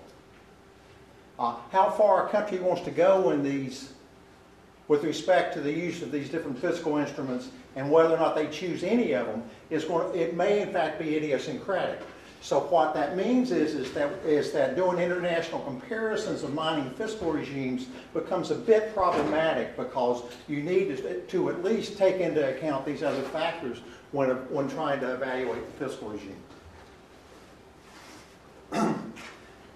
My general conclusion, based on my initial visit to Zambia, was that the tax royalty regime with the passive equity investment is probably okay. If it's not broke, don't fix it.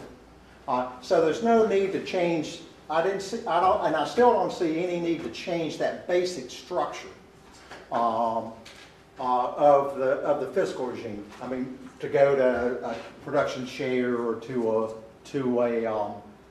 a service contract, the transition costs may be greater than any benefits that the government will get out of changing the fiscal regime. But then again, once you look at the fiscal regime, I keep coming back to the devil's in the details. What is it about the specific aspects of the fiscal regime that could be improved to increase both the efficiency of the operations as well as the revenues that accrue to the government? The criteria then, when you start talking about the devil in details, is that the system needs some transparency. There needs to be some clear idea of how things are computed. Not just in respect to negotiations, but simply how things are computed. How is the royalty computed? What's the definition of dividends? Who defines dividends? How is depletion measured? How is the value of the capital stock measured for tax purposes? And given the need for transparency, there's this issue of being able to take advantage of potential information flows within the government, between the government departments, the Ministry of Finance, the Central Bank, and the Ministry of Mines, as well as between the government and the private sector. And like anything in fiscal policy, somehow this has all got to turn out to be observable. If you've got to administer this thing, something's got to be observable, that you can measure it, and that you can try to get a grip on value in it. And then my final criteria will always be, you need a bit of consistency. You don't have to be completely consistent, but you need some consistency with the policy intent. What this means in a country that is administratively constrained is that, for me, the bottom line becomes you've got to concentrate on P and Q. You've got to concentrate on valuing the output and measuring the output. And I did a little example, given the existing tax regime, that a 1 kwacha increase in revenue of mining revenue can increase the royalty, profits, tax, and dividends, so that a 1% increase in measured total revenue can increase government that the government get almost half of that 1% increase in total revenue. That's a small number relative to some other countries. At the margin, it's a relatively small number. But when you start thinking of things like transfer pricing on inputs, that type of thing, all that may pale to getting an appreciation for P and Q. The first question then is, what's P? And I think the Zambians have taken a reasonable approach in saying that P is going to be the LME price. But if you go back to my initial notion, the government is not selling copper in London today that's refined. Zambia is selling copper ore, or at best copper concentrate. And so there's this issue about, if you charge a 3% royalty based on the LME price of copper, how does that translate into an effective rate based on the metallic content or the value of the ore? Many countries use what's called a netback, And so if you take the LME price, subtract, to keep it simple, just subtract transportation and processing, the net back becomes 300. And so if you're imposing a royalty at 3% based on the LME price, it becomes an effective royalty of 10% based on, relative to a base such as the one used in Mongolia. Or the royalty in Mongolia is 5%, but it's not based on the LME price, it's based on some measure of the netback. So one important thing I want you to get out of this discussion is that you can't look at rates. When profits are even worse, but royalties you can't just look at rates, because it's important to get an understanding of how the rate and the measure of quantity interact to determine the effective rate. And so part of the devil being in the details, particularly in not only in Zambia but in other countries, is you can get an observable price, but you still got to measure quantity. You still got to measure quantity. And I look at this as a perspective, from the perspective of being an American. If I find petroleum in my backyard, it's mine. It ain't the government's. And when Exxon comes to me and negotiates a deal, I know exactly what I would do. I would say, okay, we're going to negotiate a deal. I'm going to get a 12.5% royalty, and I would like to introduce you to my accountant and my geologist. They are going to live with you from now until the end of this project. Okay? Now, there could be corruption problems, so I'll change them every 6 months randomly, so there won't be any bribes. There won't be any bribes. But they are going to be there. They are going to be there. And we're going to determine how to value output. We're going to determine how to value output, but we're also going to measure input. We're also going to measure the physical output. And I understand that there are production losses, and I understand that things are measured with error, but the probability of underproduction losses is asymptotic to zero when I get involved with my asset. And so one of the important things with respect to a country like Zambia is that they need to ask who's measuring the quantity. Who's measuring the quantity? Who's measuring the valuable content of the concentrate? That type of thing. And so what I've advocated in Zambia is, okay, use the 3%, but then treat the royalty as if it's an excise tax. Treat a mine like it's a bonded warehouse for producing liquor. And so what the only thing the poor tax administrator has to do is that they have to compute Q, because everybody knows P. And because everybody knows P, the administrator's job is relieved of that problem. But now the real issue is measuring output. Now, part of the issue in Zambia is that Zambia imposes a royalty on concentrate, mill input, concentrate, raw ore, and smelter output. And so one of the issues that Zambia needs to face in designing redesigning its system is that it's got to be consistent with this measure of output. What is the base? Because concentrate's a different animal than ore, is different animal than smelter output. All of them are going to have different values. And so if you apply the same rate, 3% to all of them, you're going to wind up with different effective rates with respect to the mineral itself. Let me just make I want to stop. So let me just make a few comments about the income tax and equity sharing before I stop. The profits tax, like the profits tax in any country, is going to be by far the most difficult tax to administer. That's not just a question with respect to mining. that's the general statement with respect to all industries and all measures of income.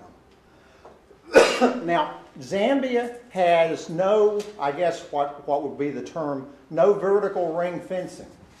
Many countries ring fence mining operations, and we can talk about reasons why they ring fence mining operations. And so so that means that the measure of revenue is going to be different by company depending on how vertically integrated they are. And so that's going to have an issue with respect to how you do the valuations for not only for royalty purposes, but for profits tax purposes. And there's no reason to have the same measure of value for royalty as for profits tax, particularly when there's this degree of vertical integration. And again, my view is that given the administrative constraints of any tax administration, the Zambians may want to consider moving to a valuation system based on deemed prices as opposed to some set of OECD, pick one of the 5 different transfer pricing rules for interrelated party transactions across borders.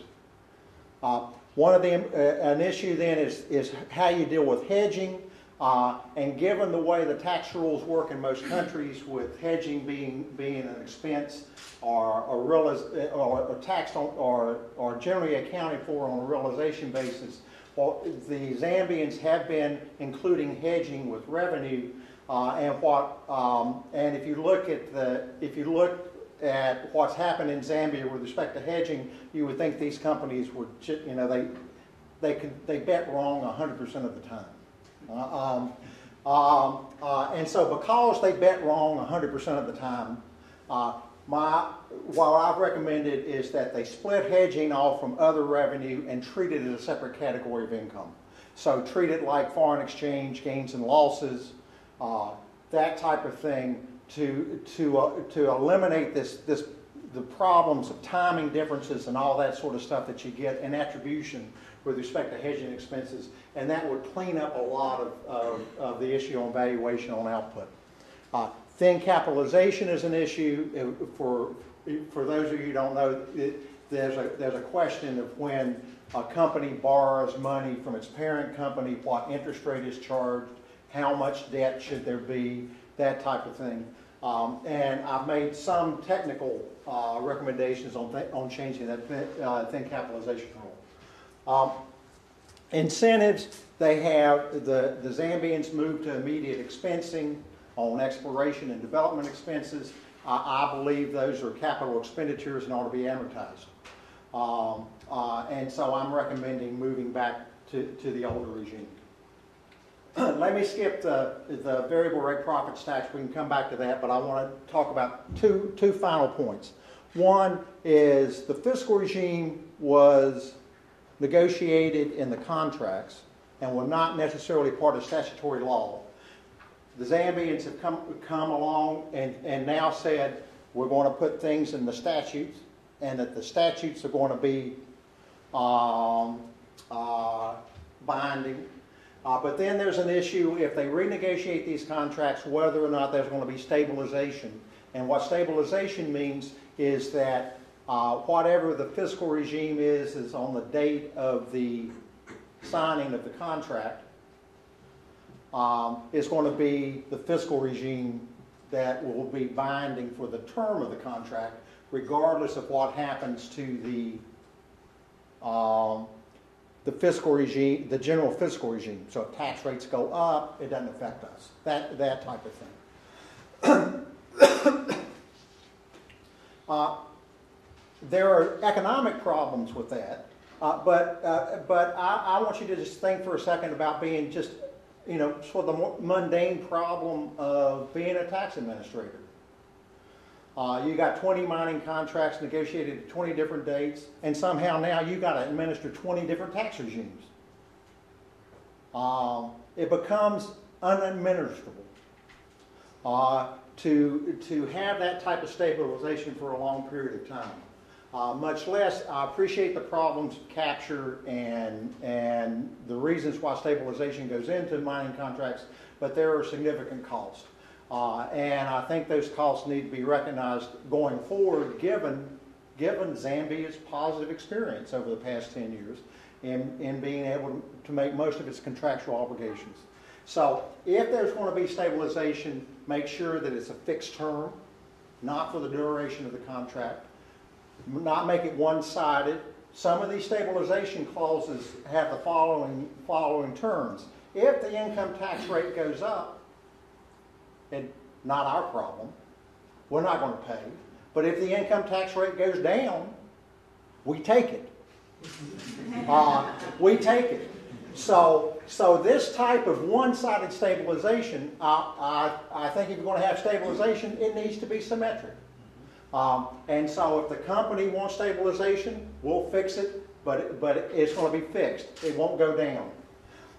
And then finally, it should be restricted to fiscal terms, not environmental, not labor, not things that would allow the economy as it begins to change its environmental laws, that type of thing, to make sure that the companies have to abide by the current environmental standards and the current labor standards. And then finally, with respect to shareholders, Zambia is a minority shareholder. Zambia is a minority shareholder. It hasn't been paid any dividends, and so it needs to become an active minority shareholder. And if you go back to transfer pricing and all these problems that you have with the tax system, you have that problem in spades by being a minority shareholder. The majority shareholder could be a subsidiary of a foreign company, and so every time $1 of profit gets transferred out of the country by some transfer pricing mechanism, that means 20% of profit that, in terms of dividends, that Zambia doesn't get. And so it needs to take advantage of all the minority shareholder protections that are available under domestic law and make sure that its minority interest is protected. So the argument basically boils down to begin with a series of incremental steps, change some things on the regulations, get experience, and by getting that experience, you build momentum for reform. So I hope this hasn't been too rapid, but hopefully you get a flavor of the types of things we're recommending. Thank you very much.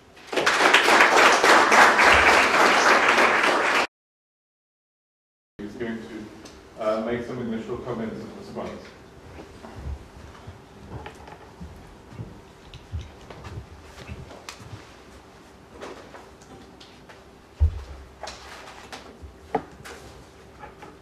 Thank you very much. Thank you for a very provocative presentation.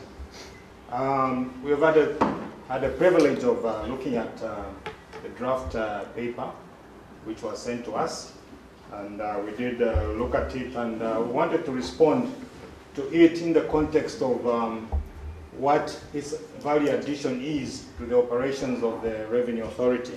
So our discussion will be in relation to where this particular research puts us in terms of how we can improve on our operations by looking at some of the challenges that we have, some of the challenges that we are yet to face. And some of the memoirs done by Professor Conrad have really gone a long way in trying to assist with how best we can look at best practices elsewhere and how we can improve our operations. My discussion will be at three levels, very briefly, mindful of the time. The first level is basically to put the context in terms of what has provoked the discussion on mineral taxation, the historical perspective, very, very briefly. Then look at some of the areas that have been provoked, provocative areas where the Revenue Authority should engage further the ICG and indeed the professor himself in terms of the areas where we can improve on our taxation, tax administration. Then I'll just summarize at the end of it all. I hope to cap it up in 10 minutes, if possible. Basically, the context. I think the Zambian Tax Authority is a fairly new authority. If you can say 15 years or so of existence, it's fairly new as an autonomous body. So it has undergone various reforms. Basically, two major reforms. One was the creation in 1994 of an autonomous authority, which is now the Zambia Revenue Authority. And that was provoked by the worrisome performance of the authority. So they thought moving it from government and making an autonomous body would improve the operations. So thus it came into being. The other reforms that we are undergoing now is what we are calling modernization reforms. These were done in 2007. Under the modernization reforms, basically we are trying to create a taxpayer focus, where we're moving from taxpayer type focus to taxpayer focus. And this has seen the creation of what we call a special mining unit. There are basically 3 offices now which have been created: the small taxpayer office, medium taxpayer office, and the large taxpayer office. Within the large taxpayers office, there is a special unit called mining tax unit, which is meant to address some of the issues that have been discussed in this report. And that's their mandate, to build capacity. We're being assisted by the Norwegians currently, and we hope that in the 2, 3, 4 years' time, we'll have that capacity to be able to undertake rigorous audits and robust audits of the mining units using information such as this. So this information has a lot of value addition to the Zambia Revenue Authority. Historically, I think there are 3 levels which have provoked a relook at the role of mining. One is basically the era of nationalization. Okay, we may not talk about much, that's gone. Then there was the era of privatization, where there was an emergence of the DA, development agreements, stability clauses, and whatever has been discussed in that era. Then there was an era of the mining boom, when aggregate demand increased and the prices increased. Now the question was, is the mining sector giving us enough in the light of the mining boom? So those were the questions that were asked, and the authority was challenged to respond to this mining boom. The 4th phase is the area of now sharing the incentive from the mine. What is the role of the mines vis-a-vis, are they paying back to the country? Or is the authority efficient enough to collect the revenue from the mine, which have been given so many incentives? So the paper, in our view, is very provocative in that it clearly states that there is information asymmetry between ourselves as a revenue authority and the mine owners, and that has to be addressed. It clearly states that the mine owners know a lot more than we know as a tax authority. So we need to develop capacity to know what they know so that we can administer effectively. So the paper raises issues of policy, others which will need just administrative adjustments, which are basically just housekeeping issues which the authority should work on. Issues of definitions, issues of rules, issues of whether to use P or Q as highlighted. So these are the issues that we'll basically look at as an authority, and we'll look at which are the quick wins, looking at the capacity that the authority has. In the area of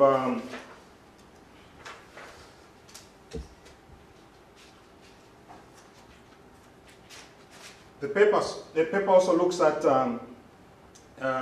some areas of the cost of incentives. There's a belief that we've given too many incentives, but there's no accompanying evidence-based justification to know the cost of these incentives. So that's an area, again, where ICG and work such as this would really help in terms of costing the incentives that have gone into the mines for them to have a position where they can give back to what people anticipate to come from the mines. Indeed, information in terms of rules and definitions is very real to the authority. Some of the aspects that have been covered in the paper are very, very critical to the operations of the authority. For example, Zambia is a transit area. It's a transit place for copper. Information on the amount of copper which is mined in Zambia, the amount of copper which is passing through Zambia is not very clear and basically very unknown to the authority. So it's an area where for us to use the queue, which has been mentioned, we need to know what has been mined locally, what is passing through Zambia, what is going into the concentrates, which is not Zambian, and while we're taxing that queue. So these are some of the areas which we find the paper very useful. When you look at what has been mentioned on the area of the LME as a reference point, it's something that was provoked by the need for a reference price which can easily be used for the purpose of tax avoidance. Of course, that, as mentioned in the paper, has some deficiencies because of the transaction costs that relate to using such a reference price. But for the kind of capacity which we have, remember we're just building the capacity. So for the kind of capacity which the Revenue Authority has, we think probably for now it's a quick win, but obviously we can go further and look at some of the proposed areas which have been looking at accounting for the transaction costs related to the P, the price of the concentrate, and whether to use the cathode or the concentrate itself. That also require us to coordinate and have information from the line ministries such as the Ministry of Mines, engaging geologists, and it also has a cost bearing on the kind of tax expenses that we incur as a tax authority. So the areas that are coming out are areas that are basically very useful. The area of using royalty taxation has also been mentioned. Again, the arguments whether if we tax royalties to the cathode or to the concentrate, whether we are violating the taxation principles of equity and fairness. Again, we need evidence-based studies that will provoke us to make very strong statements on such issues, so that if we take a position as a revenue administration, we have revenue-based statistics and models that will back up this need for this argument. Right now, it's neither here nor there. So there is a problem which would give us that benefit. Understanding the cost of mines, again, issues related to transfer pricing, that's very, very, very difficult currently. And it's an area that we could improve on. We need to create a database where we can capture the cost of production, have costs related to transfer pricing, have evidence of transfer pricing. So we need to develop that capacity again to trace whether transactions are going on with the related parties or not. Again, this is one area which we were provoked in this particular study, which we could take action on. Another very close area which we've been provoked on is the area of variable taxation. Variable taxation versus windfall tax. Is windfall taxation an economic concept? Maybe we need to be advised. Or is it really motivated by super profits? In Zambia, we've got a regime now which does super profit taxation on the telecom industry and the banking industry. Beyond a certain level of income, it triggers another level of taxation. So this is happening in the telecom, it's happening in the banking industry, because the belief is that these are making super profits. But is that necessarily translating into the uniqueness of a mining operation? Again, these are the areas that we need evidence-based studies and convictions that we need. Is windfall taxation violating the principles of taxation that we only tax profits, not the prices? In windfall taxation, we're taxing the prices and not the profits. So is this a violation of the norms of taxation where we tax profits? So these are, it's another area where we need to look at and understand what benefits we can realize from there.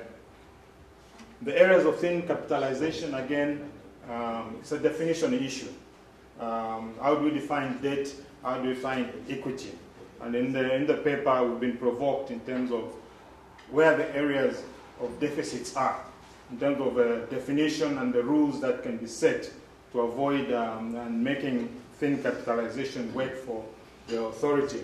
So it's an area, again, we can develop further and conceptualize as a revenue authority.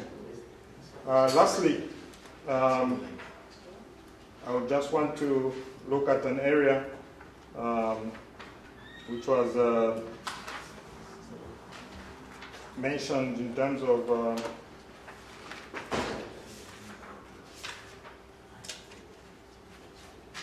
the capacity as well. Revenue authorities such as ours, again, will need a lot of capacity building. The areas of, for example, administration of VAT. VAT is very crucial to the tax system in Zambia. Why? Because the structure of the taxation system in Zambia now is such that we're getting very little from consumption-based taxes. The structure is such that it's about 50% income tax, about 35% trade taxes, and about 15% domestic VAT and consumption-based taxes, which is a threat to the sustainability of the tax system. So basically, the challenge is how do we improve the VAT system to work for us, even for the mines. We sometimes joke about it in the Revenue Authority that the mines, the progression of the mines sometimes cast a negative impact on the operations of VAT, for example. Why? Because the mines now command 90% of the tax refunds. So no sooner than you make VAT, when the mines submit their tax refunds, 90% of the collections go back to the mines. So when the mine operates very well, it creates a negative impact on us meeting our targets. So there is a catch-22 there. So reports such as this will help us in terms of how we can rationalize our approach to mining, taxation vis-a-vis VAT, and how it can work for us. There are things that we are doing to address such issues. In summary, I would just want to say that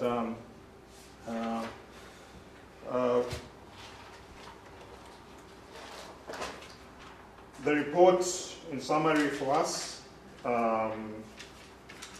when we looked at this, has brought up 5 aspects, basically. One is that we need to increase the knowledge base of our taxpayers vis-a-vis the cost, revenue, production data has to be known. So there is that information asymmetry. We need to critically look at the audits of these mines. Our response is the mine tax unit, which we have established, but the capacity has to be built so that the balance sheets of the mines are critically analyzed and they go beyond just a normal perusal that is there currently. We need to know the tax policy or administrative measures that will increase or decrease effective tax rates. We have policy reversals basically because of the need or the lack of understanding what a measure could do in terms of increasing the effective rate or reducing the effective rate. Studies like this are very provocative, and once we make a decision in a policy or administrative decision, we can immediately know the impact on the effective tax rate to the concerned parties. Lastly, there's also the issue of whether our overemphasis on copper has also been at the detriment of the performance of other potentially viable minerals like gemstones, manganese. These have taken a subsidiary role because of the overemphasis on copper and the confusion that is in the taxation of copper. So it's an area which, again, would be an area for response and an area for improvement in the future interaction with ICG and indeed Duke University. I beg to stop here. I promised 10 minutes, I've done 15. Sorry.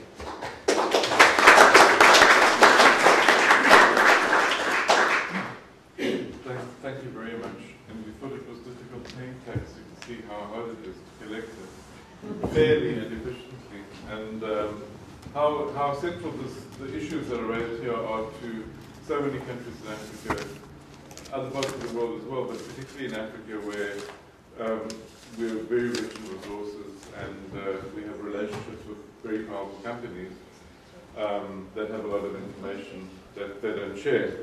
So let's open it up to discussion. I'm sure that we could talk about this for a long time, but we've got about just under 15 minutes left in this session. So try and keep your comments and questions fairly short, and remember to introduce yourselves. Yes. Okay, my name is Ali Sharma. I'm from Kenya. Got a very brief question on what's the time frame you're looking for your tax regime? If your time frame is intergenerational, are you then looking at a different tax regime to promote investment and the price of copper, say, goes down to maintain production? And if you're looking at a tax regime, I got a bit confused whether you're looking at a tax regime or whether you're looking at a fiscal regime. Because if you're looking at a fiscal regime and you want future generations to benefit, you would look, and you mentioned, or someone mentioned Norway was helping out as well, you would look at a social fund so that, you know, future generations could also benefit from these natural resources. So just briefly those 2 points. Okay, we'll just collect a few questions. Thank you. Yeah.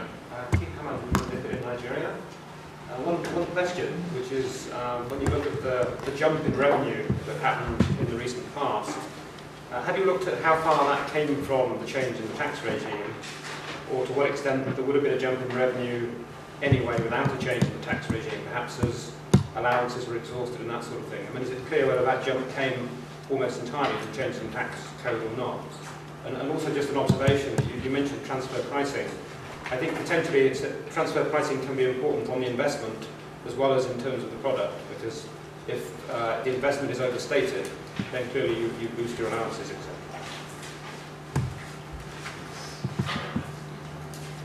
More questions? I've got a question. But it's quite a difficult one, and I'm not sure if we can. I mean, it's one of the things that sort of bugs me when I think about the challenges in front of Zambia. But you know, if there's a consideration in the Zambian taxation regime that companies are providing for themselves in terms of a number of services that might in other countries be provided by government in terms of infrastructure services and so on.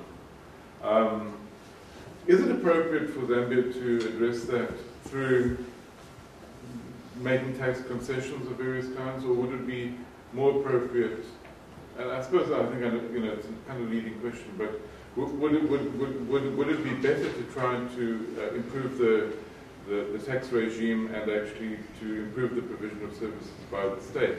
It's not actually that obvious because not all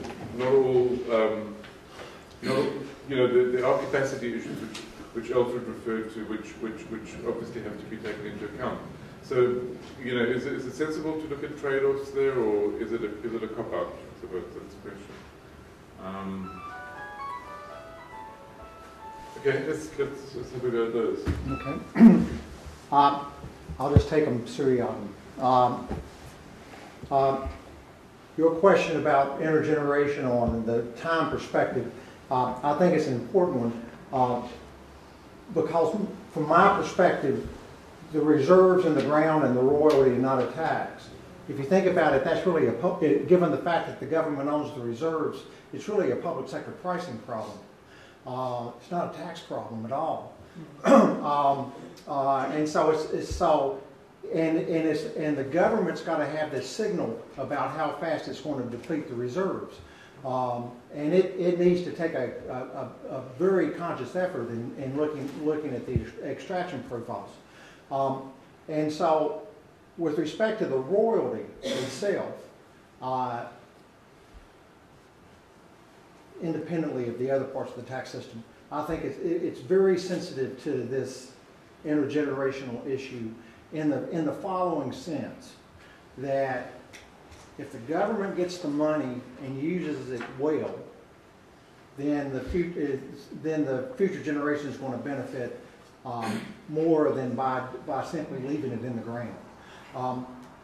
That said, I guess I'm too much of a sort of a practical person to say when I actually show up in a country and start to work, I say, well, what is it that we can do to get the ball to move forward a little bit today? And if we can do that, then the future is going to take care of itself. But within that overall context, I think with respect to taxes on capital and income and value-added taxes, you're looking at not only changes in macro variables, but you've got to look at something beyond next, just simply the next fiscal year type of thing. With respect to the question about the increase in revenue, I interpreted that as what part of the revenue was attributable to the change in tax rates as opposed to the change in profit. And the short answer is I didn't do a lot at this point.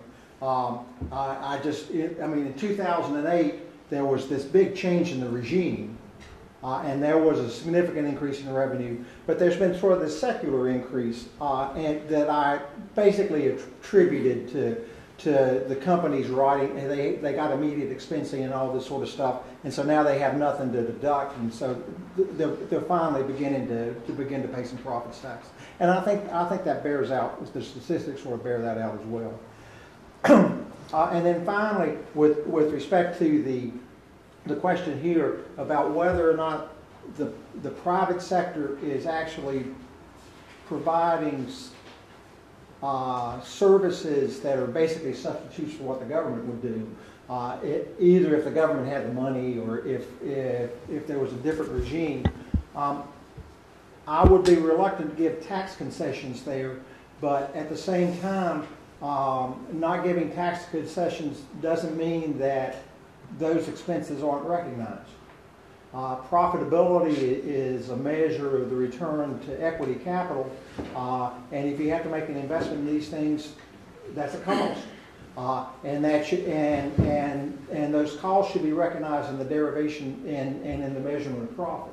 So I would be reluctant to, being a fiscal guy, be reluctant to say, well, let's give a tax incentive because we're not giving you the services, but at the same time, let's look at the entire capital investment, including the services, and talk about how those should be amortized in a reasonable way for tax purposes.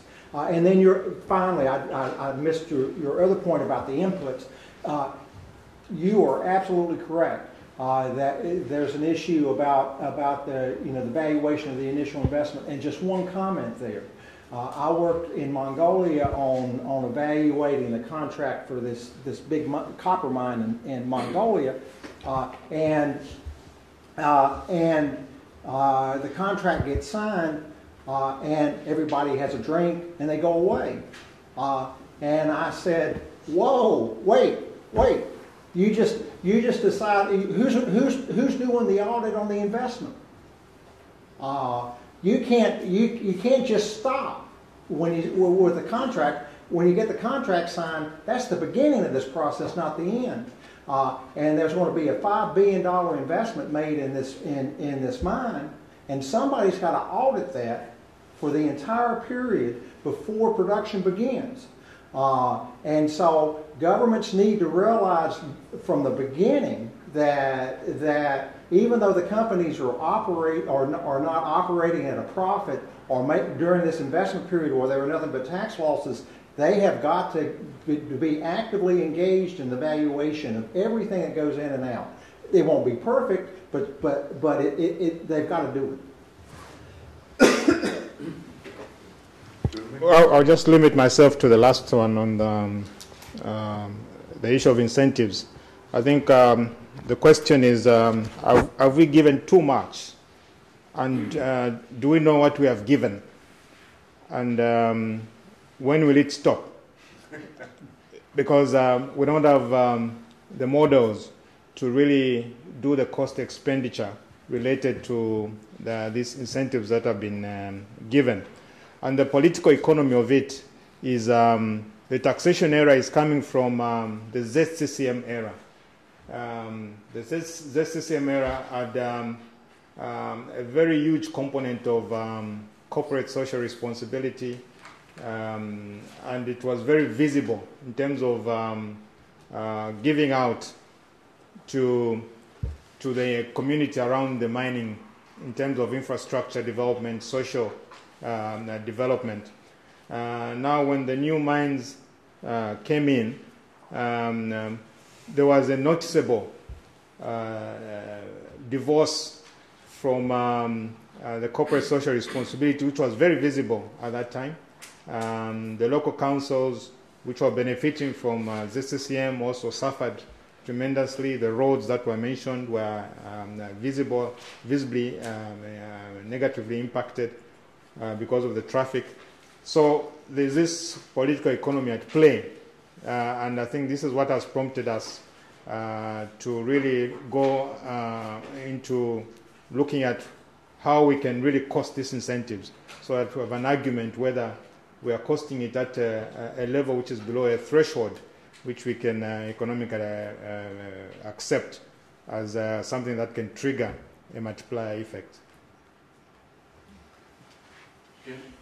Thanks very much. I'm very grateful that Professor Conrad and Mr. Wheeler were able to participate in this discussion. I think this is the kind of interaction between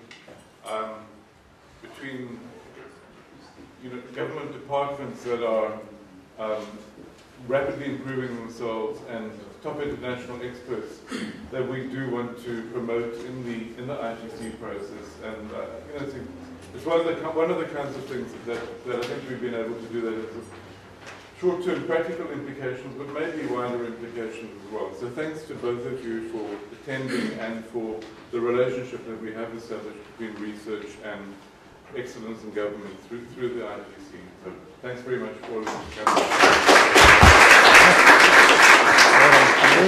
Enjoyed it very much. Yeah. The comments were excellent. Thank you. Thank you.